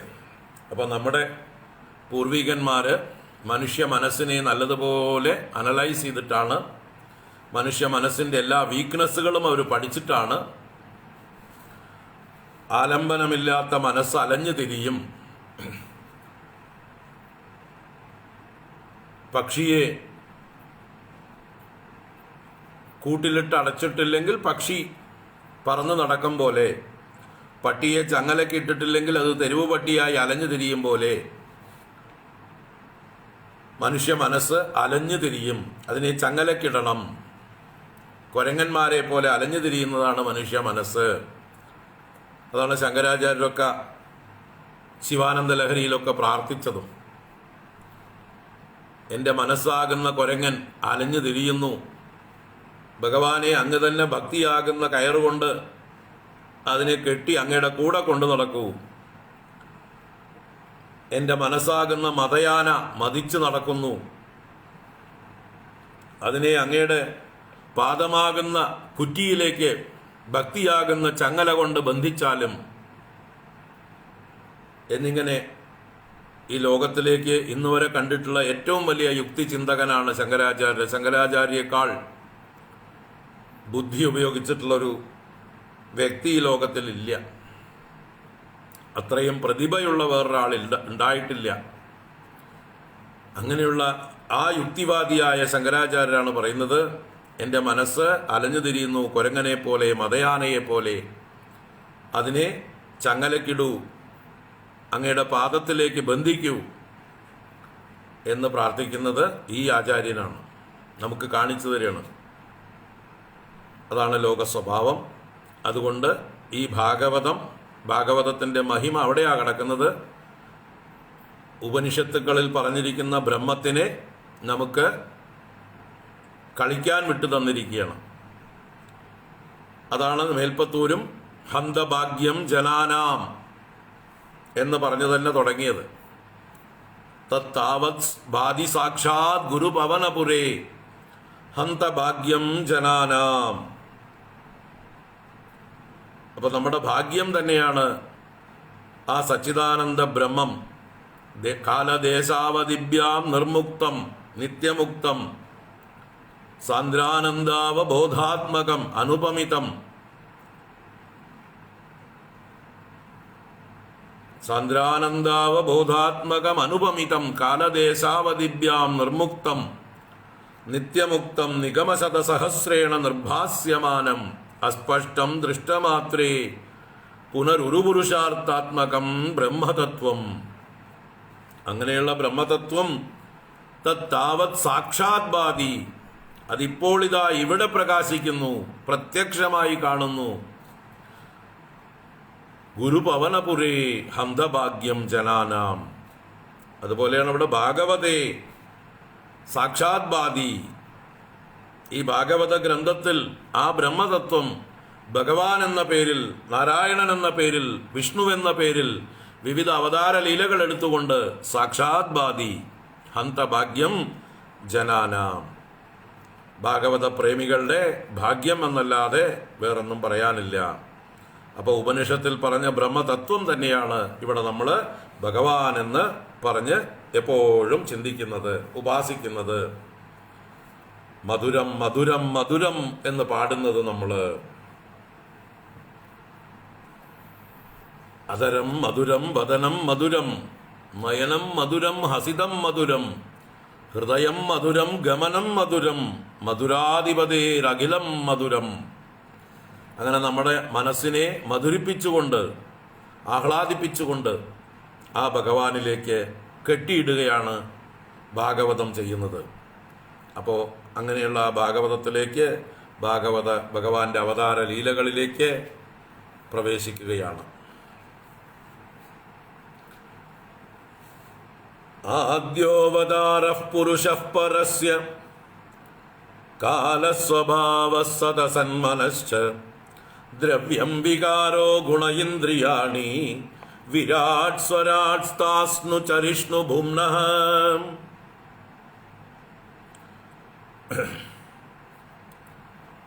ആദ്യോവതാരഃ പുരുഷഃ പരസ്യ കാലസ്വഭാവഃ സദസന്മനശ്ച ദ്രവ്യം വികാരോ ഗുണ ഇന്ദ്രിയാണി വിരാട് സ്വരാട് സ്ഥാസ്നു ചരിഷ്ണു ഭുംനഃ.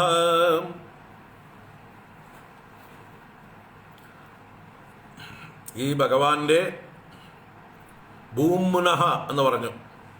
ഭൂംനഃ പരസ്യ, ഭൂമാവായ ആ പരന്റെ, ഭൂമാ എന്നതുകൊണ്ട് ബ്രഹ്മം തന്നെ, ഏറ്റവും വലിയവൻ. ഭൂമാ എന്ന് പറഞ്ഞാൽ വലുത് എന്നർത്ഥം. അപ്പോൾ വലിയവന്റെ, പരന്റെ, എല്ലാറ്റിനും അതീതനായവന്റെ, നിർഗുണ നിരാകാരമായിരിക്കുന്ന ആ പരന്റെ,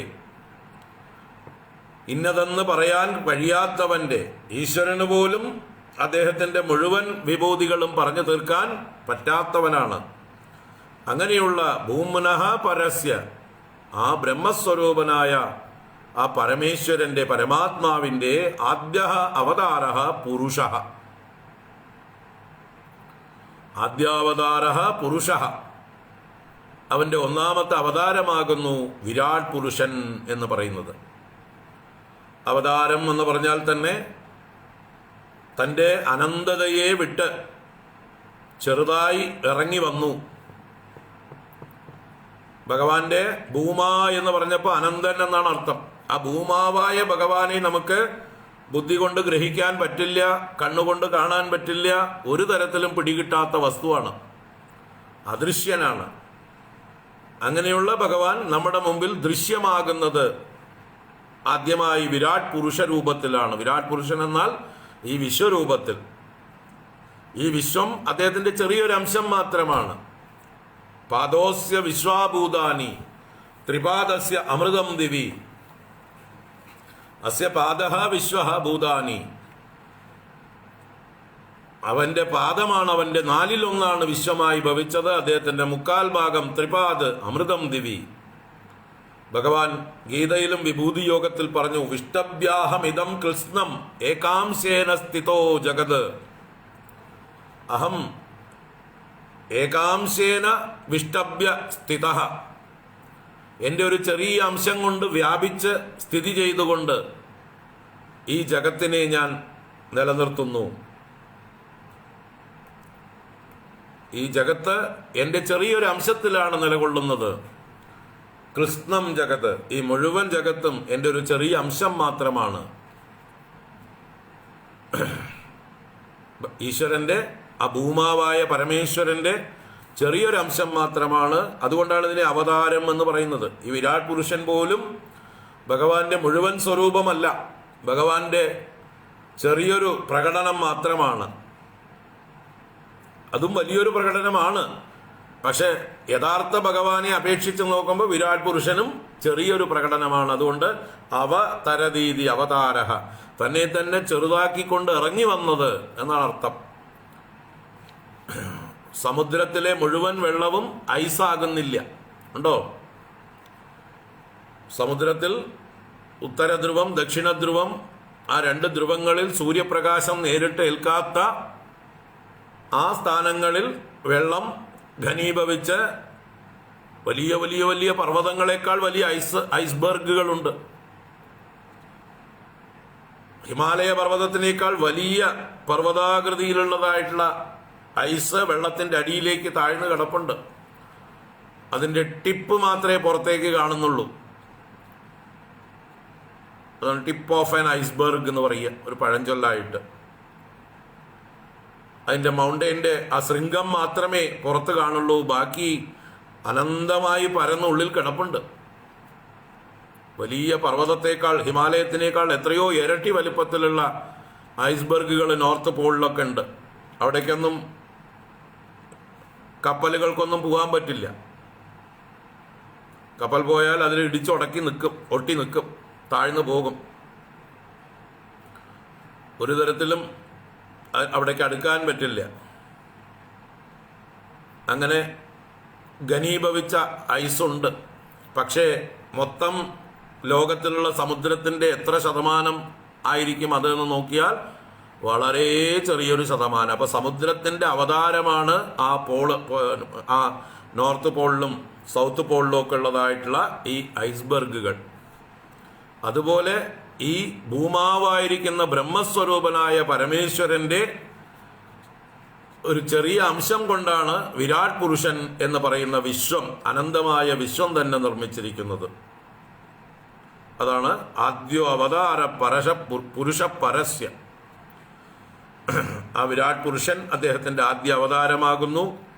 അതുപോലെ കാലഹ, സ്വഭാവ, സത്ത്, അസത്ത്, മനഃ, ദ്രവ്യം, വികാരഃ, ഗുണഃ, ഇന്ദ്രിയാണി, വിരാട്ട്, സ്വരാട്ട്, സ്ഥാസ്നു, ചരിഷ്ണു. ഈ വിരാട് പുരുഷനിൽ ഇതെല്ലാം അന്തർഭവിച്ചിരിക്കുന്നു എന്നർത്ഥം.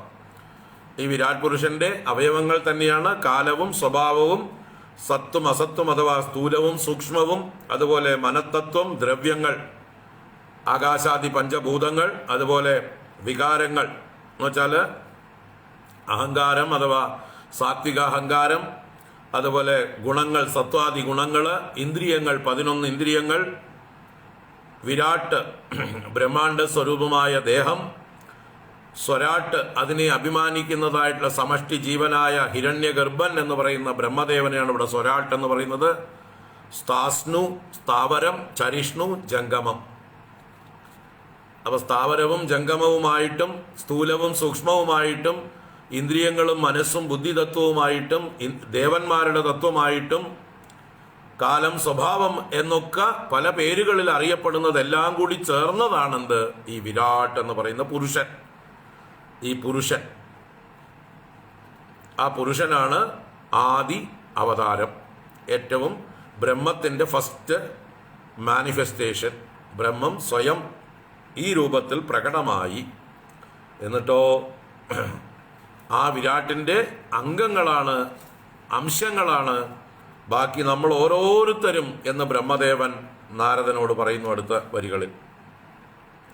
അഹം ഭവോ യജ്ഞയമേ പ്രജേശാഃ ദക്ഷാദയോ യേ ഭവദാദയശ്ച സ്വർലോകപാലാഃ ഖഗലോകപാലാഃ നൃലോകപാലാഃ സ്ഥലലോകപാലാഃ ഗന്ധർവ വിദ്യാധര ചാരണേശാഃ യേ യക്ഷരക്ഷോരഗനാഗനാദാഃ യേ വാ ഋഷീണാം ഋഷഭാപിതॄണാം ദൈത്യേന്ദ്ര സിദ്ധേശ്വര ദാനവേന്ദ്രാഃ അന്യേ ച യേ പ്രേത പിശാചഭൂത കൂഷ്മാണ്ഡ യാദോ മൃഗ പശ്വധീശാഃ യത്കിഞ്ച ലോകേ ഭഗവൻ മഹസ്വത് ഓജസ്സഹസ്വദ്ബലവത് ക്ഷമാവത് ശ്രീഹ്രീ വിഭൂത്യാത്മവദത്ഭുതാർണം തത്വം പരം രൂപവദസ്വരൂപം പ്രാധാന്യതോ യാൻ ഋഷ ആമനന്തി ലീലാവതാരാൻ പുരുഷസ്യ പുംനഃ. അപ്പൊ ഈ 4 ശ്ലോകങ്ങളിൽ പറഞ്ഞിരിക്കുന്നതൊക്കെ എല്ലാം തന്നെ സകലവും ആ പരമമായ തത്വം തന്നെ, ആ വിരാട് പുരുഷന്റെ അവയവങ്ങൾ തന്നെ.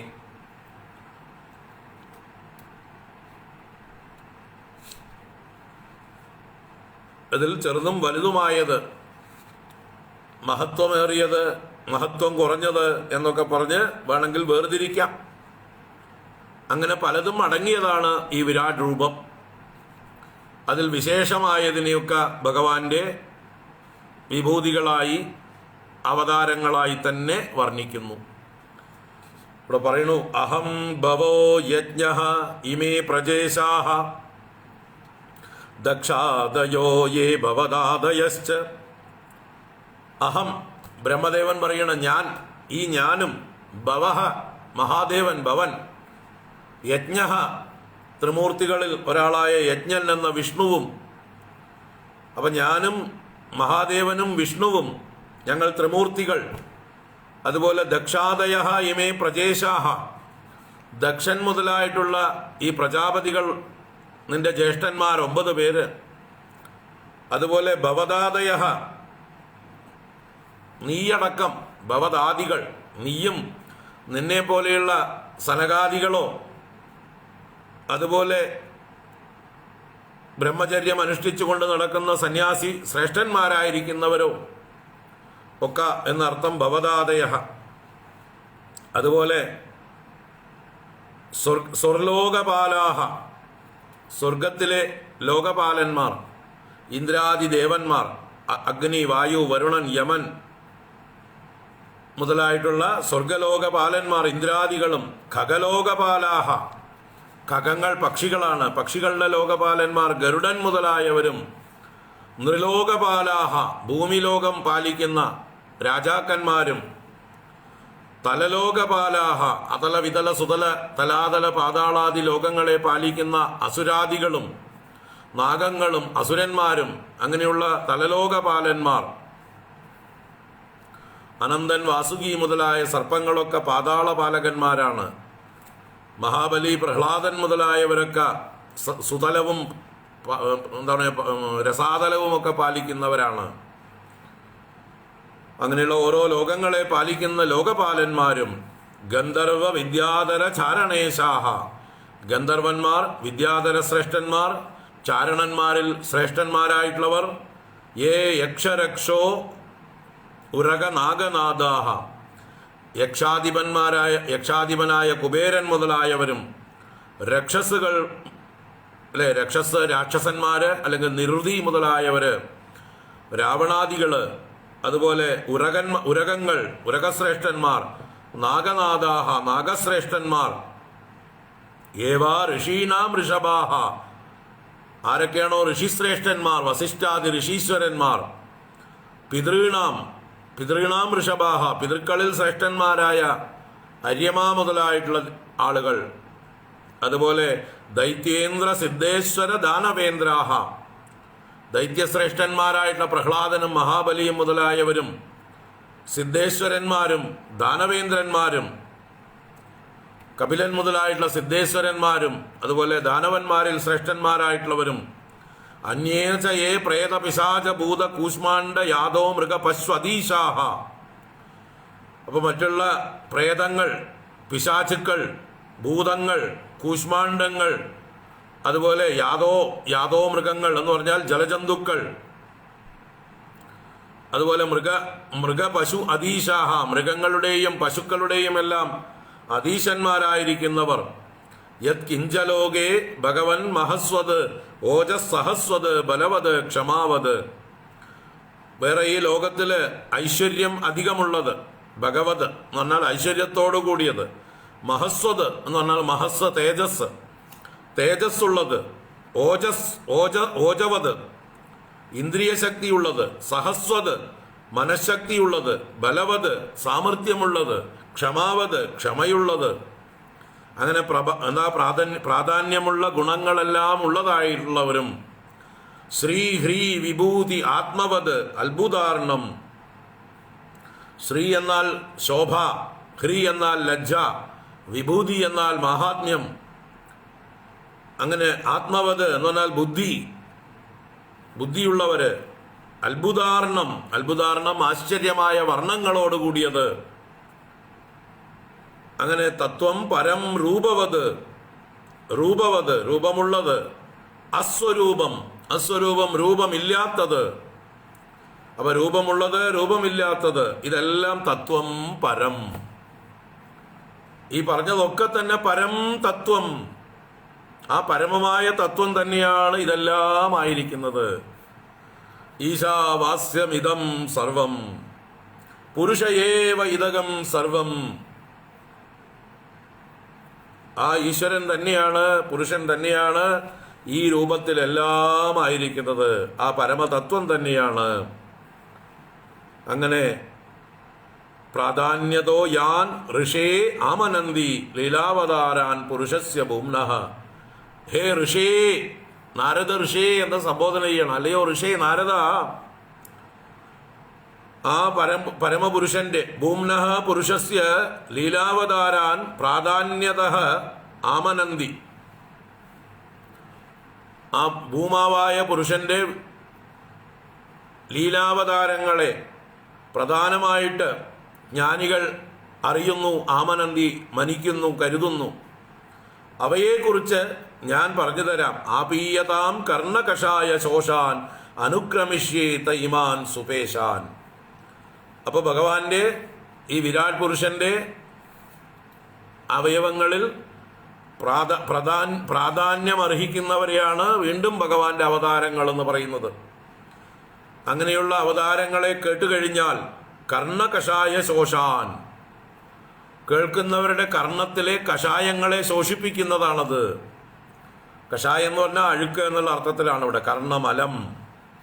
എന്താണ് കർണമലം? കർണമലം എന്ന് പറഞ്ഞാൽ ഇതുവരയ്ക്കും നമ്മൾ വേണ്ടാത്തതൊക്കെ കേട്ട് കേട്ട് ചെവി അടച്ചു വെച്ചിട്ടുണ്ട്. മിഥ്യയായ ലോകത്തെക്കുറിച്ച് കേട്ട് കേട്ട് അതൊക്കെ സത്യം എന്നുള്ള ബുദ്ധി നമ്മുടെ ചെവിക്കകത്ത് അടഞ്ഞു പോയിട്ടുണ്ട്. അതുകൊണ്ട് യഥാർത്ഥ സത്യത്തെക്കുറിച്ച് കേൾക്കുമ്പോൾ നമുക്ക് ഉള്ളിലേക്ക് ഇറങ്ങുന്നില്ല, വിശ്വാസം വരുന്നില്ല. നമ്മുടെയൊക്കെ ചെവി അടഞ്ഞു കിടക്കുകയാണ്. വേണ്ടാത്തത് കേട്ടും കണ്ടും നമുക്ക് യഥാർത്ഥം കാണാനുള്ള കഴിവ് നഷ്ടപ്പെട്ടു. മുൻവിധികളെ കൊണ്ട് നിറഞ്ഞിരിക്കുകയാണ് നമ്മുടെ ചെവി. അജ്ഞാനം കൊണ്ട് അടഞ്ഞു പോയിരിക്കുകയാണ് ചെവി. അതാണ് കർണകഷായം. അതിനെ ശോഷിപ്പിക്കുന്നതാണ് ഭഗവാന്റെ അവതാരങ്ങൾ, ലീലാവതാര കഥകൾ. അപ്പൊ കർണകഷായ ശോഷാൻ സുപേശാൻ ഇമാൻ.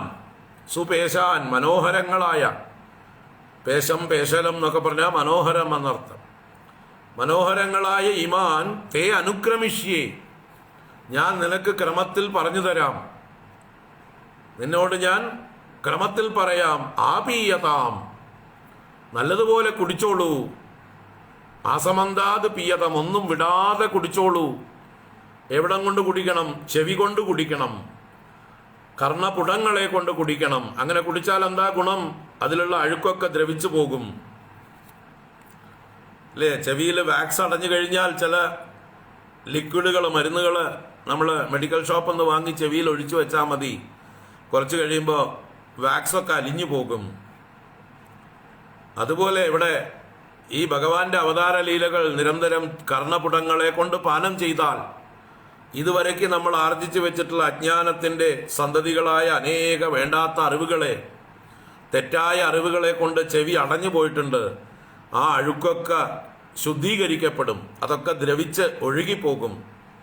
അതിന് കർണപുടങ്ങളെ കൊണ്ട് ഭഗവാന്റെ ഈ അവതാര ലീലകളെ ആപീയതാം, ആപീയതാം, മകനോട് അച്ഛൻ പറയുകയാണ് വാത്സല്യത്തോടുകൂടെ. നമ്മളോടും ഒക്കെ പറയുകയാണ് ആപീയതാം, യൂയം ആപീയതാം, നിങ്ങളൊക്കെ കുടിക്കിൻ, ഭഗവാന്റെ അവതാര ലീലകളെ കുടിക്കിൻ. നിങ്ങളുടെ കർണമലം കഴുകിക്കളയാം, കർണമലം ഉരുക്കിക്കളയാം. അപ്പോൾ ഈ പ്രപഞ്ചം മുഴുവൻ എല്ലാം ചെറുതും വലുതുമായിട്ടുള്ളതെല്ലാം ഭഗവാൻ തന്നെയാണ്. എങ്കിലും അതിൽ വളരെ വിശേഷമായിട്ടുള്ളതിനെ ഭഗവാന്റെ അവതാരങ്ങളായി, വിഭൂതികളായി പറയുന്നു. മറ്റേ ഭഗവത്ഗീതയിലും ഭാഗവതം ഏകാദശ സ്കന്ധത്തിലും ഭഗവാൻ വിഭൂതി യോഗത്തിലൂടെ പറയുന്നതും അതുതന്നെയാണ്. ഇന്നതിനെയൊക്കെ എൻ്റെ വിഭൂതിയായിട്ടെടുത്തോളൂ, എൻ്റെ വിശേഷ പ്രകാശമായിട്ടെടുത്തോളൂ, അങ്ങനെ ഉപാസിച്ചോളൂ എന്ന് പറഞ്ഞ് പലതും ഭഗവാൻ വർണ്ണിച്ച് കാണിച്ചു തന്നു. നദികളിൽ ഞാൻ ഗംഗയാണ്, പർവ്വതങ്ങളിൽ ഞാൻ ഹിമവാനാണ്, പക്ഷികളിൽ ഞാൻ ഗരുഡനാണ്. ഇങ്ങനെ എണ്ണി എണ്ണി എണ്ണി കുറേ ലിസ്റ്റ് എടുത്ത് തന്നു. കൂടുതൽ പ്രഭാവമുള്ള വസ്തുക്കളെ, കൂടുതൽ പ്രകാശിക്കുന്ന വസ്തുക്കളെ, മഹത്വമേറിയ വസ്തുക്കളെ ഭഗവാന്റെ വിഭൂതികളായി കാണിച്ചു തന്നു. ഇതൊക്കെ ഭഗവാന്റെ അവതാരങ്ങൾ തന്നെയാണ്, ഭഗവാന്റെ പ്രത്യേക മാനിഫെസ്റ്റേഷനാണ്, അതിനെ ഉപാസിച്ചോളൂ എന്ന് പറഞ്ഞു. എല്ലാറ്റിനെയും ഉപാസിക്കാൻ നമുക്ക് ഒറ്റയടിക്ക് സാധിക്കില്ല. ഈ കാണുന്നതെല്ലാം ഭഗവാൻ തന്നെയാണ്. പക്ഷെ എല്ലാറ്റിനെയും സാധിക്കുന്നില്ലെങ്കിൽ ഏതെങ്കിലും ചിലതിനെയെങ്കിലും സവിശേഷതയുള്ള നിങ്ങളുടെ മനസ്സിനെ ആകർഷിക്കുന്ന യദ്യത് വിഭൂതിമത് സത്വം ശ്രീമദ് ഊർജിതമേവ തത്തദേവ അവഗച്ഛത്വം മമ തേജോംശ സംഭവ. ഏതേത് വിഭൂതിമത്തുക്കളായ സത്വങ്ങളുണ്ടോ, വിശേഷ പ്രകാശമുള്ള വസ്തുക്കളുണ്ടോ, ശ്രീമത് ശ്രീയുള്ളതും ഊർജിതമേവ പ്രത്യേക ഊർജമുള്ളതും ഉത്കർഷയുള്ളതും, യദ്യത് വിഭൂതിമത് സത്വം ശ്രീമദ് ഊർജിതമേവ തത്തദേവ അവഗച്ഛത്വം, അതൊക്കെ മനസ്സിലാക്കിക്കോ നീ. മമ തേജോംശ സംഭവ, എൻ്റെ തേജസ്സിൻ്റെ അംശത്തിൽ നിന്ന് ഭവിച്ചതാണെന്ന്, എൻ്റെ സവിശേഷ വിഭൂതികളാണെന്ന്, അങ്ങനെ ഉപാസിച്ചോളൂ എന്ന് ചില വസ്തുക്കളെ, ചില സ്പെഷ്യൽ വസ്തുക്കളെ എടുത്തു കാണിച്ചു. എന്തിനധികം പറയണം, ഈ വിശ്വം മുഴുവൻ ഞാൻ വ്യാപിച്ചു നിൽക്കുന്നു. അവിടെയാണ് ഇഷ്ടഭ്യാഹമിതം കൃഷ്ണം ഏകാംശേന സ്ഥിതോ ജഗത്. എൻ്റെ ഒരു ചെറിയ അംശം കൊണ്ട് ഈ കൃഷ്ണം ജഗത് വ്യാപ്യ വിഷ്ടഭ്യ, മുഴുവൻ ജഗത്തിലും ഞാൻ വ്യാപിച്ചു നിൽപ്പുണ്ട്. എവിടെയും നിങ്ങൾക്ക് എന്നെ കാണാം. ഇനി എല്ലായിടത്തും കാണാൻ കഴിയുന്നില്ലെങ്കിൽ ചില സ്പെഷ്യൽ സ്ഥലങ്ങളിലെങ്കിലും കാണൂ, വിഭൂതികളിൽ കാണൂ എന്ന് പറഞ്ഞ് ഉപാസിക്കാൻ വേണ്ടിയാണ് വിഭൂതി യോഗം ഉപദേശിച്ചത്. വിഭൂതി യോഗത്തിന് ശേഷമാണ് വിശ്വരൂപ ദർശന യോഗം ശ്രീമദ് ഭഗവത്ഗീതയിൽ, അല്ലേ? ആദ്യം വിഭൂതികളെ കണ്ട് ഉപാസിച്ച് മനസ്സ് കുറെ കൂടി പാകത വന്നു കഴിഞ്ഞാൽ, സൂക്ഷ്മത വന്നാൽ, വിശാലത വന്നാൽ, പിന്നെ ഈ വിശ്വം മുഴുവൻ ഭഗവാനാണെന്നുള്ള ദർശനം, അതിനുള്ള യോഗ്യത നമുക്കുണ്ടാവും. അപ്പൊ അതിന് വിശ്വരൂപ ദർശനം കാണിച്ചു തന്നു. പിന്നീട് നമ്മളെ യഥാർത്ഥ ഭക്തിയിലേക്ക് നയിക്കുന്നു ഭഗവത്ഗീതയിലെ 12-ാം അധ്യായം. ഇപ്പൊ ഭഗവത്ഗീതയുടെ ആ പറഞ്ഞ ആശയങ്ങളൊക്കെ ഇവിടെയും ചേർത്ത് വായിക്കണം.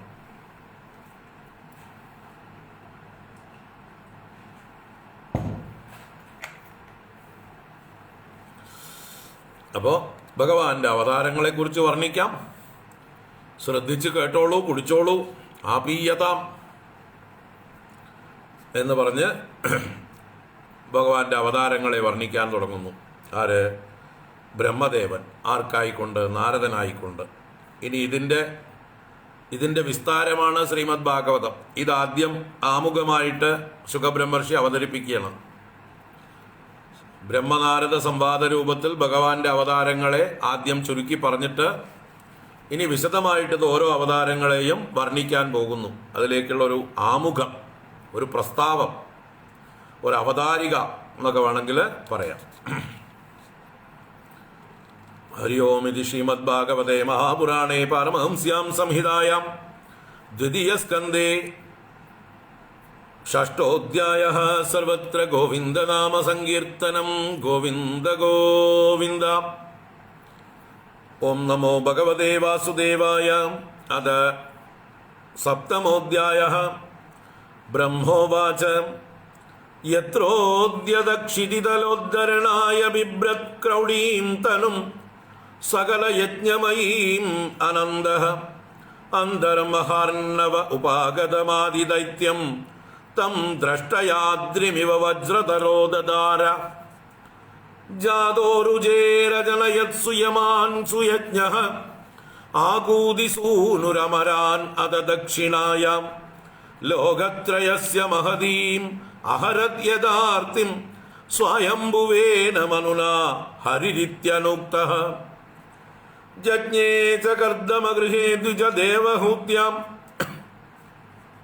സ്ത്രീഭിः സമം നവഭിരാത്മഗതിം സ്വമാത്രേ ഊഹുചേ യയാത്മസമലം ഗുണസംഗപംഗം അസ്മിൻ വിധൂയ കപിലസ്യ ഗതിം പ്രഭേദേ അത്രേരപത്യമപി കാംക്ഷത ആഹ തുഷ്ടോ ദത്തോ മയാഹമിതി യദ്ഭഗവാൻ സദത്തഃ യത്പാദപങ്കജപരാഗപവിത്രദേഹാഃ യോഗർദ്ദിമാ പുരുഭയീം യദുഹൈഹയാദ്യാഃ തപ്തം തപോ വിവിധലോകസിസൃക്ഷയാമേ ആദൗ സനാത് സ്വതപസഃ സചതുഃ സനോഭൂത പ്രാകൽപസംപ്ലവ വിനഷ്ടമിഹാത്മതത്വം സമ്യക് ജഗാദമുനയോ യദചക്ഷതാത്മൻ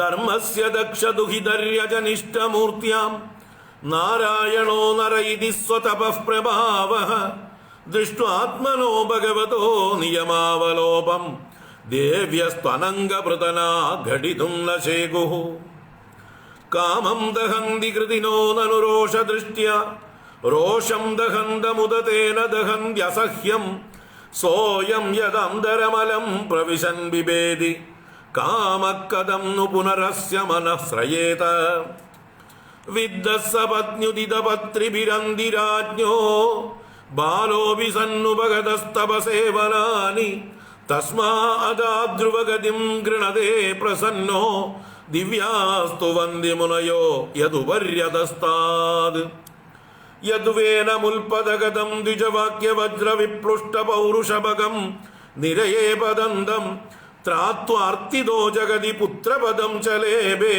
ദുഗ്ധാ വസൂനി വസുധാ സകലാനി യേന നാഭേരസൗർഷഭ ആസ സുദേവി സൂനു യോ വൈ ചചാര സമദൃഗ്ജടയോഗചര്യാം യൽ പാരമഹംസ്യം ഋഷയപദമാമനന്തി സ്വസ്ഥ പ്രശാന്തകരണ പരിമുക്ത സംഗഃ 10 ശ്ലോകങ്ങൾ വായിച്ചു. കാരണം അവസാനം വരെയും അവതാരങ്ങൾ തന്നെയാണ്, ഭഗവാന്റെ അവതാര ലീലകളെ തന്നെയാണ് ഈ അധ്യായം മുഴുവൻ.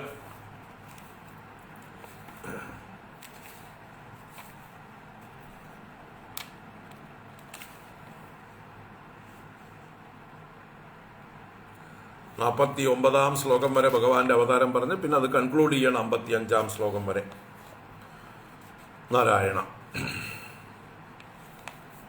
അപ്പോൾ ഒരു മിനി ഭാഗവതം.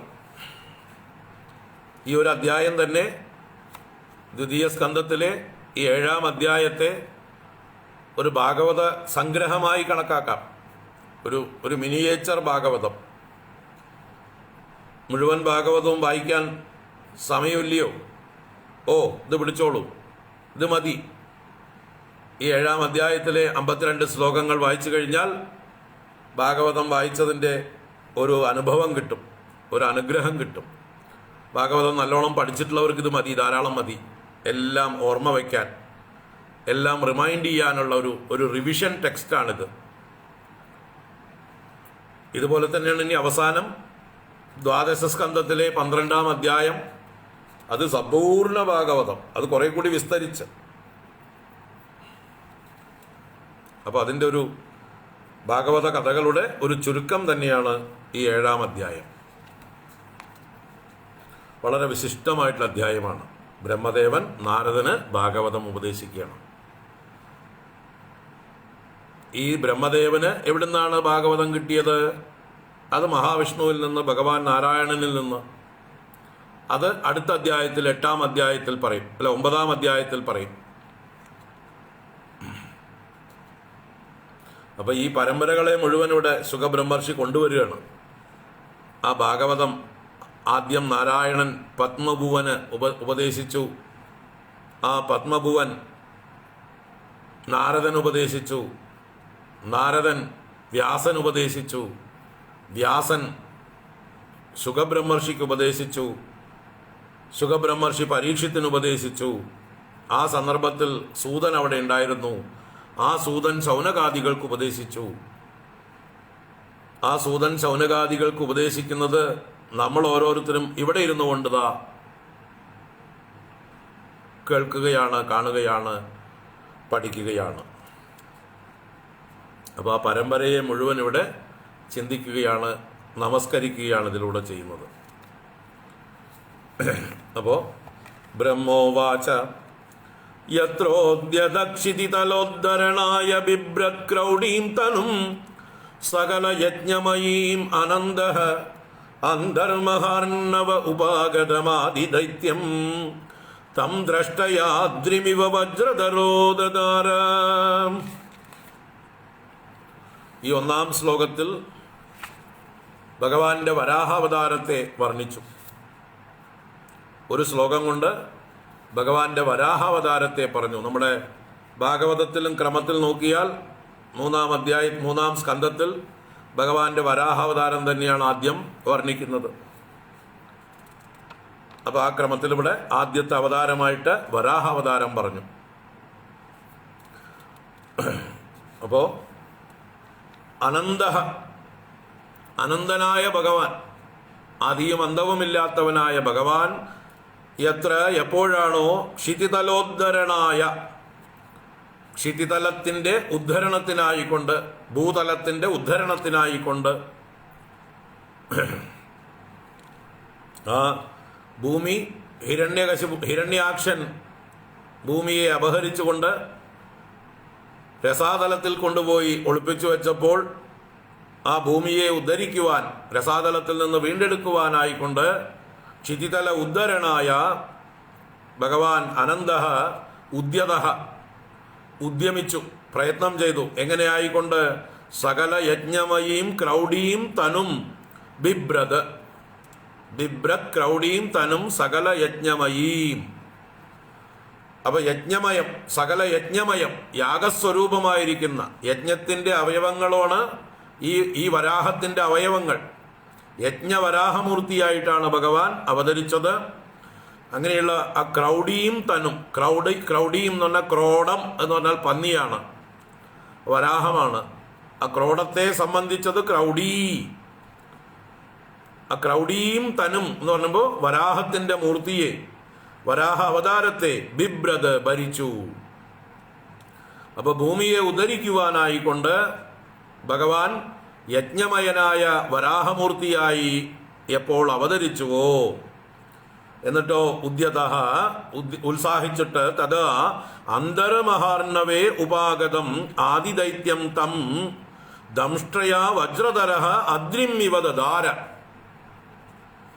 അന്തർമഹാർണവേ ഉപാഗതം, മഹാർണവത്തിന്റെ അന്തർഭാഗത്ത്, ജലാന്തർഭാഗത്ത് മറച്ചു വെച്ചിരിക്കുകയായിരുന്നു ഭൂമിയെ. അതിനെ ഭഗവാൻ ചെന്ന് തൻ്റെ തേറ്റ കൊണ്ട് ഇളക്കിയെടുത്ത് മുകളിലേക്ക് കൊണ്ടുവരികയായിരുന്നു.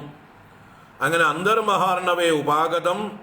ആ സമയത്ത് ആദിദൈത്യം, ആ ഹിരണ്യാക്ഷൻ എന്ന ആദിദൈത്യൻ ചെന്ന് തടഞ്ഞു ഭഗവാനെ. കള്ള, ഞാൻ സൂക്ഷിച്ചു വെച്ച എൻ്റെ ഭൂമിയെ കട്ടുകൊണ്ടു പോകുന്നു, കാട്ടുമൃഗമേ എന്നൊക്കെ ചോദിച്ചിട്ടാണ് പരിഹസിച്ചുകൊണ്ട് ഹിരണ്യാക്ഷൻ ഭഗവാനെ നേരിട്ടത്, വരാഹമൂർത്തിയെ നേരിട്ടത്. അപ്പൊ തൻ്റെ തേറ്റയിൽ വിറച്ചുകൊണ്ടിരിക്കുന്നതായിട്ടുള്ള ഭൂമിദേവിയെ ഭഗവാൻ വരാഹമൂർത്തി മുകളിൽ കൊണ്ടുവന്ന് ജലോപരി തൻ്റെ യോഗശക്തി കൊണ്ട് ഉറപ്പിച്ചതിന് ശേഷം ആ മറ്റേ ഹിരണ്യാക്ഷനുമായിട്ട് യുദ്ധം ചെയ്യുന്നു. അതാണ് ഇവിടെ അന്തരമഹാർണവേ ഉപാഗതം ആദിദൈത്യം തം ഹിരണ്യാക്ഷം തം എന്ന് പറഞ്ഞ ആ ഹിരണ്യാക്ഷനെ ദംഷ്ട്രയ തൻ്റെ തേറ്റ കൊണ്ട് വജ്രധരഃ അദ്രിമിവ ദദാര. ദംഷ്ട്രയ അദ്രിമിവ വജ്രധരോ ദദാര.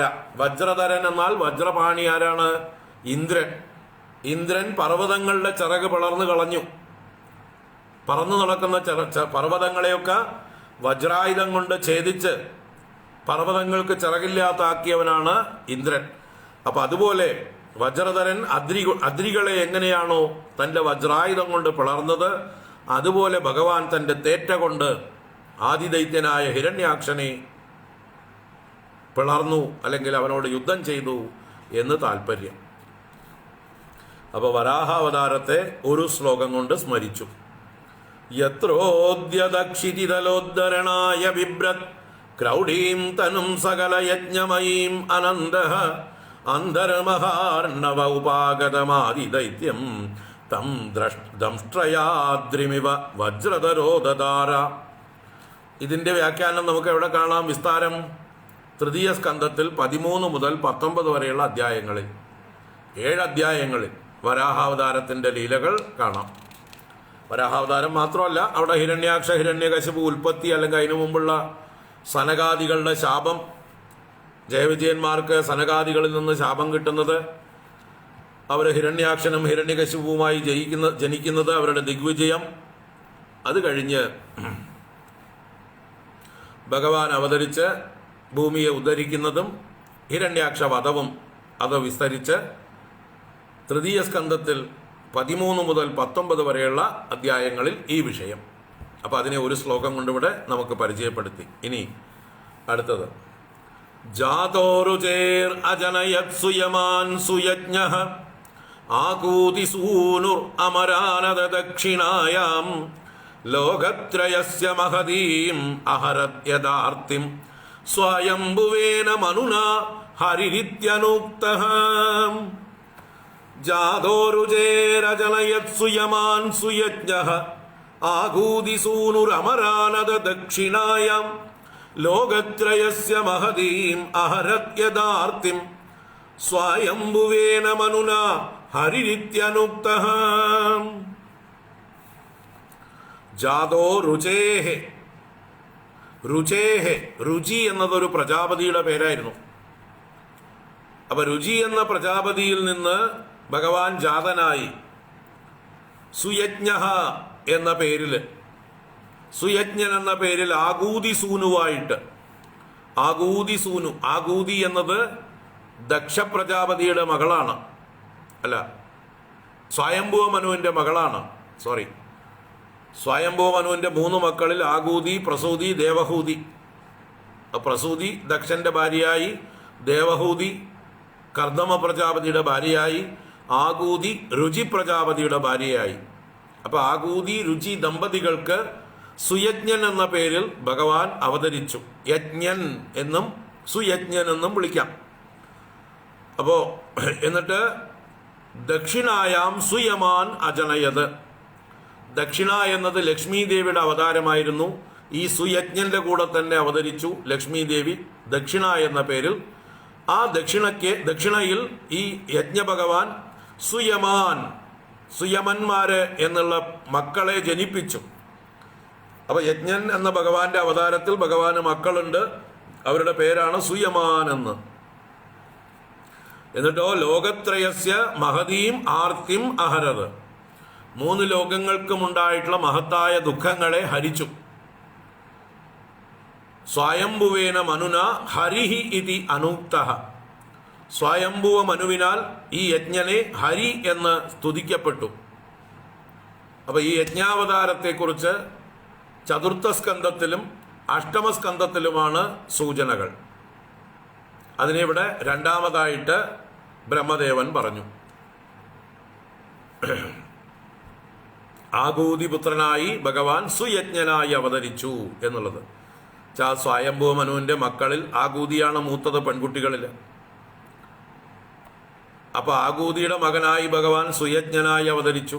പിന്നീടാണ് ദേവഹൂതിയുടെ പുത്രനായിട്ട് കപിലനായിട്ട് അവതരിക്കുന്നത്. അപ്പൊ ആ ക്രമത്തിൽ എടുത്തുകൂടെ. അടുത്തത് കപിലാവതാരമാണ് പറയാൻ പോകുന്നത്. അപ്പോൾ ആകൂതി പുത്രനായി യജ്ഞനായി അവതരിച്ചത് ചതുർത്ഥ സ്കന്ധത്തിൽ 1-ാം അധ്യായത്തിൽ പറയും. പിന്നീട് അഷ്ടമസ്കന്ധത്തിൽ 1-ാം അധ്യായത്തിലും പറയും. മനുവിൻ്റെ മകള് ആകൂതിയെ രുചി പ്രജാപതിക്ക് വിവാഹം കഴിച്ചു കൊടുക്കുമ്പോൾ മനു തന്നെ ആ രുചി പ്രജാപതിയോട് പറയും, ഇവൾക്കുണ്ടാകുന്ന ആദ്യ പുത്രനെ എനിക്ക് തരണം എന്ന്. അത് മനു സർവജ്ഞനായതുകൊണ്ട് തന്നെയാണ്. ഇവൾക്കുണ്ടാകുന്ന ആദ്യ പുത്രൻ സാക്ഷാൽ വിഷ്ണു ഭഗവാൻ തന്നെയാണെന്ന് മുൻകൂട്ടി കാണാനുള്ള കഴിവുണ്ടായതുകൊണ്ട് അദ്ദേഹം പറഞ്ഞു. അങ്ങനെ അത് സമ്മതിച്ചുകൊണ്ടാണ് രുചി പ്രജാപതി ആകൂതിയെ വിവാഹം കഴിച്ചത്.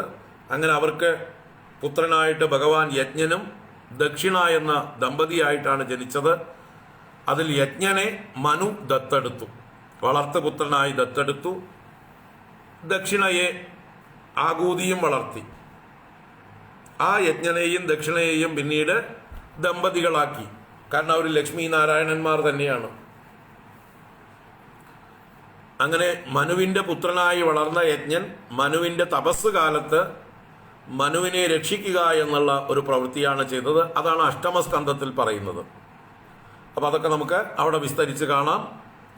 അപ്പോൾ ആ ഒരു യജ്ഞാവതാരം എന്ന് പറയുന്ന ഭഗവാന്റെ അവതാരം, ആകൂതിക്ക് പുത്രനായി, രുചി പ്രജാപതിക്ക് പുത്രനായി, മനുവിൻ്റെ വളർത്തു പുത്രനായി, ലക്ഷ്മീദേവി ദക്ഷിണ എന്ന പേരിൽ അവതരിച്ച ആ ഒരു മഹത്തായ അവതാരമാണ് യജ്ഞാവതാരം. അത് 2-ാമത്തെ ശ്ലോകത്തിൽ പറഞ്ഞു. ജാതോ രുചേർ അജനയത് സുയമാൻ സുയജ്ഞഃ ആകൂതിസൂനുർ അമരാനദ ദക്ഷിണായാം ലോകത്രയസ്യ മഹതീം അഹരത് യഥാർത്ഥിം സ്വയംഭുവേന മനുനാ ഹരിരിത്യനൂക്തഃ. ജജ്ഞേ ച കർദമഗൃഹേ ദ്വിജദേവഹൂത്യാം സ്ത്രീഭിः സമം നവഭിരാത്മഗതിം സ്വമാത്രേ ഊചേയാത്മശമലം ഗുണസംഗപംഗം അസ്മിൻ വിദൂയ കപിലസ്യ ഗതിം പ്രഭേദേ. കപിലാവതാരം. ജജ്ഞേ ച കർദമഗൃഹേ ദ്വിജ ദേവഹൂത്യാം. ഹേ ദ്വിജ, ഇവിടെ ബ്രഹ്മദേവൻ തൻ്റെ പുത്രനെ തന്നെ, നാരദനെ തന്നെ സംബോധന ചെയ്യുന്നതാണ്. അല്ലയോ ബ്രാഹ്മണ ശ്രേഷ്ഠ ദ്വിജ, കർദമഗൃഹേ ദേവഹൂത്യാം ജജ്ഞേ. ഭഗവാൻ കർദമന്റെ ഗൃഹത്തിൽ ദേവഹൂതി എന്ന ഭാര്യയിൽ ഭഗവാൻ ജനിച്ചു. എങ്ങനെ? നവഭി സ്ത്രീഭി സമം, 9 സഹോദരിമാരോടുകൂടെ. നവഭി സ്ത്രീഭി സമം. കപില ഭഗവാന് ജ്യേഷ്ഠത്തിമാരായിട്ട് 9 സ്ത്രീകളുണ്ടായി. ആ 9 സ്ത്രീകളെയാണ് 9 പ്രജാപതിമാർക്ക് വിവാഹം കഴിച്ചു കൊടുക്കുന്നത്. അത്രി, വസിഷ്ഠൻ, പുലഹൻ, പുലസ്ത്യൻ, മരീചി, അങ്കിരസ് മുതലായിട്ടുള്ള പ്രജാപതിമാർക്കൊക്കെ ഈ 9 പേരെ വിവാഹം കഴിച്ചു കൊടുക്കുന്നു. അപ്പൊ കർദമഗൃഹേ ദേവഹൂത്യാം നവഭിഹി സ്ത്രീഭിഹി സമം ജജ്ഞേ. ഗുരുവായൂരപ്പൻ ഭഗവാൻ ജനിച്ചു. എന്നിട്ടോ സ്വമാത്രേ ആത്മഗതിം ഊചേ. സ്വമാത്രേ, സ്വന്തം മാതാവിനായിക്കൊണ്ട് ആത്മഗതിയെക്കുറിച്ച്, ആത്മസ്വരൂപത്തെക്കുറിച്ച് ഊചേ പറഞ്ഞുകൊടുത്തു. ആത്മവിദ്യ ഉപദേശിച്ചു ദേവഹൂതിക്ക്. കപിലോപദേശം. യയാ ആത്മശമലം ഗുണസംഗപംഗം അസ്മിൻ വിദൂയ കപിലസ്യ ഗതിം പ്രഭേദേ. യയാ, ഏതൊരുവളാൽ അല്ലെങ്കിൽ ഏതൊരു ആത്മവിദ്യ കൊണ്ട്, ആത്മശമലം ഗുണസംഗപംഗം അസ്മിൻ വിദൂയ. ആത്മശമലം,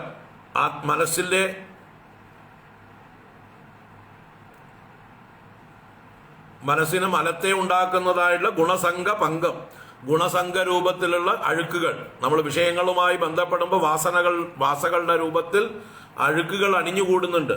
അങ്ങനെയുള്ള അഴുക്കുകളെയെല്ലാം അസ്മിൻ വിദൂയ, ആ ജന്മത്തിൽ തന്നെ ഉപേക്ഷിച്ചുകൊണ്ട് കപിലസ്യ ഗതിം പ്രഭേദേ, ആ ദേവഹൂതി ദേവി കപിലന്റെ ഗതിയെ പ്രാപിച്ചു എന്ന് പറഞ്ഞാലോ മോക്ഷത്തെ പ്രാപിച്ചു എന്നർത്ഥം.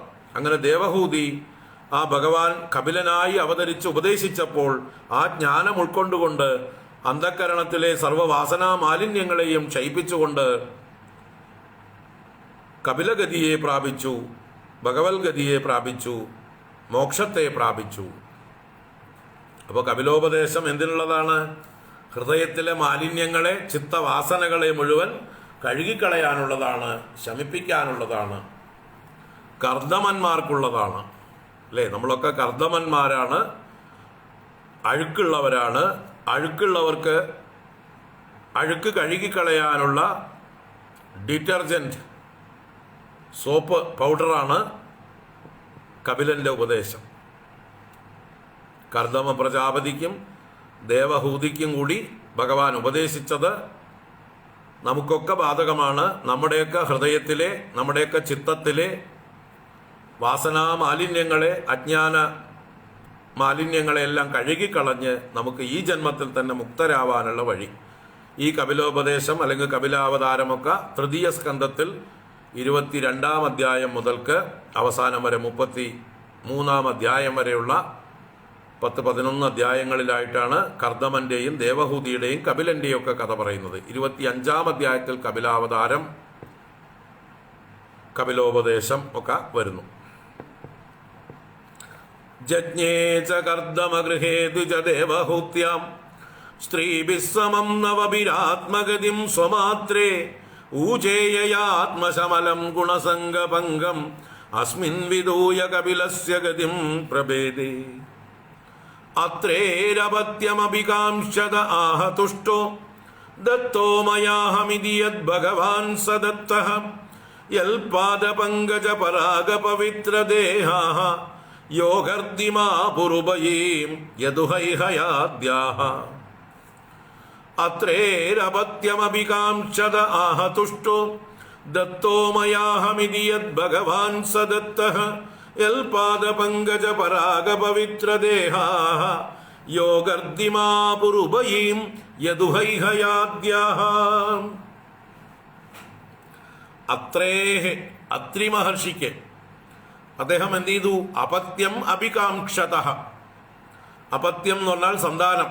അഭികാംക്ഷതഃ ആഗ്രഹിക്കുന്നവനായിട്ടുള്ള അത്രി മഹർഷിക്ക്. അപ്പൊ അപത്യം അഭികാംക്ഷതഃ അത്രേഹേ പുത്രൻ ഉണ്ടാവണമെന്ന് ആഗ്രഹിച്ചതായിട്ടുള്ള അത്രി മഹർഷിക്ക് തുഷ്ടഃ ഭഗവാൻ പ്രസാദിച്ചു. അത്രി തപസ് ചെയ്തു ഭഗവാനെ. ആ തപസ്സൊക്കെ ചതുർത്ഥ സ്കന്ധത്തിലെ 1-ാം അധ്യായത്തിൽ കാണും. ഭഗവാന്റെ പേര് വിളിക്കാതെ, ഏത് ഭഗവാനെയാണ് താൻ ഉപാസിക്കുന്നതെന്ന് പറയാതെ, ആരാണോ ജഗതീശ്വരൻ, ആ ജഗതീശ്വരൻ എന്നിൽ പ്രസാദിച്ച് എനിക്ക് സന്താനത്തെ നൽകട്ടെ എന്നാണ് അദ്ദേഹത്തിന്റെ പ്രാർത്ഥന. അപ്പൊ 3 പേര് വന്നു. കാരണം 3ഉം കൂടി ചേർന്നതാണ് ജഗതീശ്വരൻ. ബ്രഹ്മ, വിഷ്ണു, മഹേശ്വരന്മാർ 3 പേരും അത്രിയുടെ മുമ്പിൽ പ്രത്യക്ഷമായി. അപ്പൊ അത്രി ചോദിച്ചു, നിങ്ങളിൽ ആരെയാ ഞാൻ വിളിച്ചത്? അപ്പൊ അവര് 3 പേരും പറഞ്ഞു, ഞങ്ങൾ 3 പേരും ഒന്നാണ്. അങ്ങ് ജഗതീശ്വരൻ എന്ന് വിളിച്ചപ്പോ ഞങ്ങൾ ഒരു ഇൻഡിവിജ്വലായിട്ട് വന്നില്ല, ഞങ്ങൾ ടോട്ടലായിട്ട് വന്നു. കാരണം ഞങ്ങൾ 3ഉം കൂടിയതാണ് ജഗതീശ്വരൻ. 3 ഭാവങ്ങളെ ഉള്ളൂ, ഒന്നാണ് വാസ്തവത്തില്. അങ്ങ് ഞങ്ങൾ എന്താണ് വേണ്ടത് ചോദിച്ചപ്പോൾ പുത്രനാണ് വേണ്ടത്. 3 പേരിൽ നിന്നും പുത്രൻ. ദത്താത്രേയൻ, സോമൻ, ദുർവാസാവ്, ഇങ്ങനെ 3 മക്കളെ കൊടുത്തു ത്രിമൂർത്തികൾ. അതിൽ വിഷ്ണുവിന്റെ അംശമാണ് ദത്താത്രേയൻ. അതാണ് ഇവിടെ പറയുന്നത്. ദത്തോ മയാഹമിതി യത് ഭഗവാൻ സദത്തഃ. സന്തോഷിച്ചതായിട്ടുള്ള ഭഗവാൻ മയാ അഹം ദത്തഃ. മയാ എന്നാൽ, അഹം ഞാൻ തന്നെ, എന്നെ തന്നെ അങ്ങേക്ക് നൽകിയിരിക്കുന്നു. ഇതി ആഹ എന്ന് പറഞ്ഞിട്ട് ഇതി യത് സ ഭഗവാൻ ദത്തഃ. ആ ഭഗവാൻ തന്നെ ദത്തനായി അവതരിച്ചു, ദത്താത്രേയനായി അവതരിച്ചു. നമ്മുടെ നാരായണീയത്തിൽ നമ്മൾ കാണുന്ന 93-ാം ദശകത്തിലെ ആ 24 ഗുരുക്കന്മാരുടെ തത്വം ഉപദേശിച്ചത് ആ ദത്താത്രേയനാണ്. അപ്പൊ ദത്തനായി, ദത്താത്രേയനായി ഭഗവാൻ അവതരിച്ചു. യൽ പാദ പങ്കജ പരാഗ പവിത്രദേഹാഃ യദുഹൈഹയാദ്യാഃ ഉഭയീം യോഗർദ്ദിം ആബുഹു. യൽ പാദ പങ്കജ പരാഗ പവിത്രദേഹാഃ. ഏതൊരു ദത്താത്രേയ മഹർഷിയുടെ പാദകമലത്തിലെ പരാഗങ്ങൾ, ധൂളികൾ, അതുകൊണ്ട് അവരുടെ ദേഹങ്ങളെ പവിത്രമാക്കിക്കൊണ്ട്, എന്നുവെച്ചാൽ ആ ഭഗവാനെ ആശ്രയിച്ച് ശിഷ്യത്വം സ്വീകരിച്ചവരായിട്ടുള്ള യദു ഹൈഹയാദ്യാഹ, യദു മഹാരാജാവ്. ആ യദു മഹാരാജാവിനാണ് 24 ഗുരുക്കന്മാരെ കുറിച്ച് പറഞ്ഞു കൊടുക്കുന്നത്. അതുപോലെ ഹൈഹയൻ, ഹേഹയ രാജാവ്, കാർത്തവീര്യാർജുനൻ ദത്താത്രേയന്റെ ശിഷ്യനായിരുന്നു. അങ്ങനെ ആദ്യാഹ, അളർക്കൻ, പ്രഹ്ലാദൻ, ഇവരൊക്കെ ഈ ദത്താത്രേയ മഹർഷിയുടെ ശിഷ്യന്മാരാണ്. അപ്പൊ അവരൊക്കെ ഉഭയീം യോഗർദ്ദിം ആബുഹു. ഉഭയീം 2 ലോകത്തും, ഈ ലോകത്തിലും പരലോകത്തിലും, ഇഹപര ലോകങ്ങളിലുള്ള യോഗർദ്ദീം, യോഗർദ്ദിയെ, സിദ്ധികളെ, സമൃദ്ധിയെ, ഐശ്വര്യത്തെ, ഭുക്തിയെയും മുക്തിയെയും ക്ഷേമത്തെയും യോഗത്തെയും, ഈ ലോകത്തെ സുഖവും മോക്ഷവും പ്രാപിച്ചവരായി തീർന്നു ഭഗവാന്റെ ശിഷ്യത്വം കൊണ്ട്, അനുഗ്രഹം കൊണ്ട്. അപ്പൊ അങ്ങനെയുള്ള ഭഗവാന്റെ അവതാരമാണ് ഇവിടെ ദത്താത്രേയ അവതാരം 4-ാമത്തെ ശ്ലോകത്തിൽ പറഞ്ഞു. അത്രേരപത്യമഭികാംക്ഷത ആഹ തുഷ്ടോ ദത്തോ മയാഹമിതി യത് ഭഗവാൻ സദത്തഃ യൽപാദ പങ്കജ പരാഗ പവിത്രദേഹാഃ യോഗർദ്ദിമാ പുരുപയീം യദുഹൈഹയാദ്യാഃ. ചതുർത്ഥ സ്കന്ധത്തിൽ 1-ാം അധ്യായത്തിലാണ് ഈ അവതാര കഥ പറയുക. തുടർന്ന് തപ്തം തപോ വിവിധ ലോക ശിശൃക്ഷയാമി ആദൗ സനാത് സ്വതപസസ്സ ചതുസ്സനോഭൂത പ്രാകൽപ സംപ്ലവ വിനഷ്ടം ഇഹാത്മതത്വം സമ്യക് ജഗാദ മുനയോ യദരക്ഷതാത്മൻ. തപ്തം തപോ വിവിധ ലോക ശിശൃക്ഷയാമി ആദൗ സനാത് സ്വതപസസ്സ ചതുസ്സനോഭൂത പ്രാകൽപ സംപ്ലവ വിനഷ്ടമിഹാത്മതത്വം സമ്യക് ജഗാദ മുനയോ യദചക്ഷതാത്മൻ.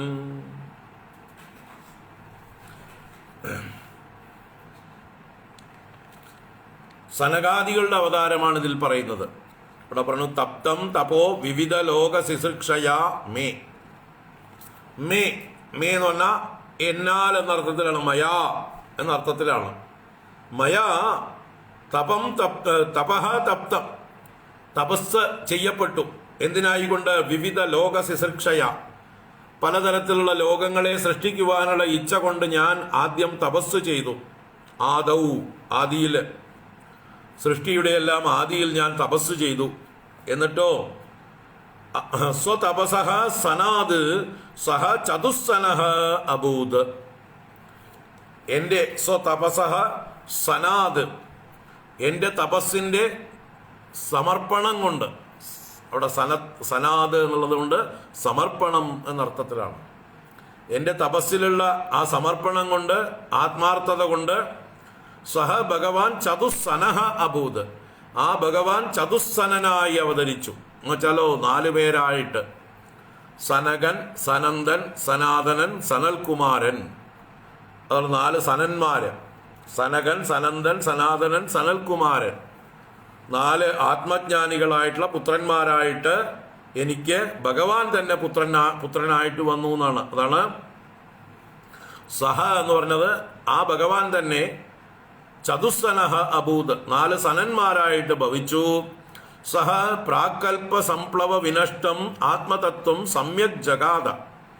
എന്നിട്ട് ആ സനകാദികളുടെ രൂപത്തിൽ മുൻകൽപ്പങ്ങളിൽ നശിച്ചു പോയതായിട്ടുള്ള ആത്മതത്വത്തെ ഈ ലോകത്തിനായി കൊണ്ട് സമ്യക്കായി ഗതിച്ചു പറയപ്പെട്ടു. യത് മുനയഃ ആത്മൻ അചക്ഷത, യാതൊന്നിനെ മറ്റു മുനിമാരെല്ലാവരും അവരവരുടെ ആത്മാവിൽ ദർശിച്ചു.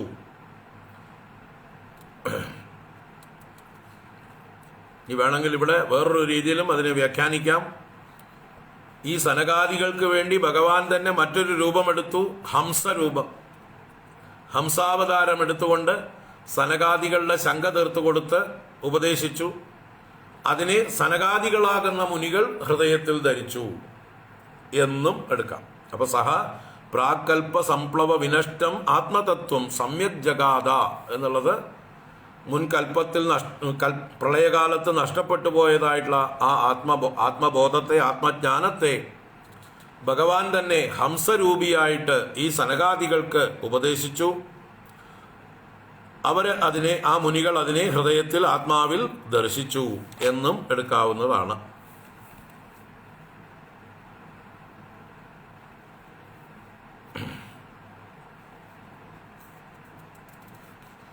അങ്ങനെ 2 അവതാരത്തെ വേണമെങ്കിൽ സൂചിപ്പിക്കാം. എങ്കിലും സനകാദികളുടെ അവതാരത്തിനാണ് ഈ ശ്ലോകത്തിലെ പ്രാധാന്യം. അവസാനം ഹംസാവതാരം വേറെ വരുന്നുണ്ടോ?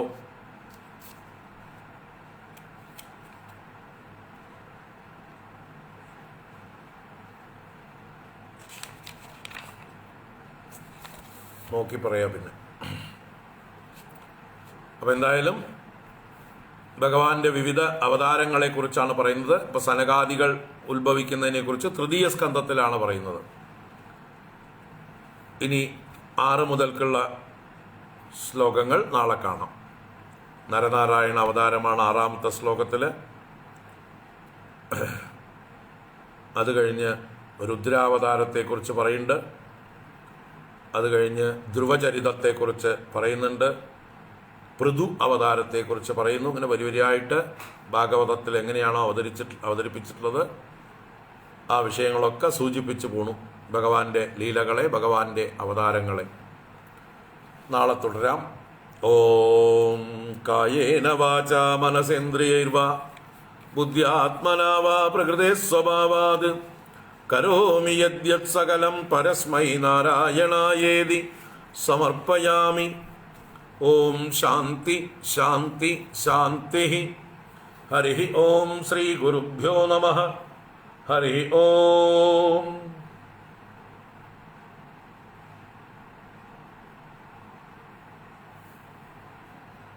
വൈകിട്ട് നാരായണീയം കാണാം. ഹരി ഓം. എല്ലാവർക്കും ശുഭദിനാശംസകൾ.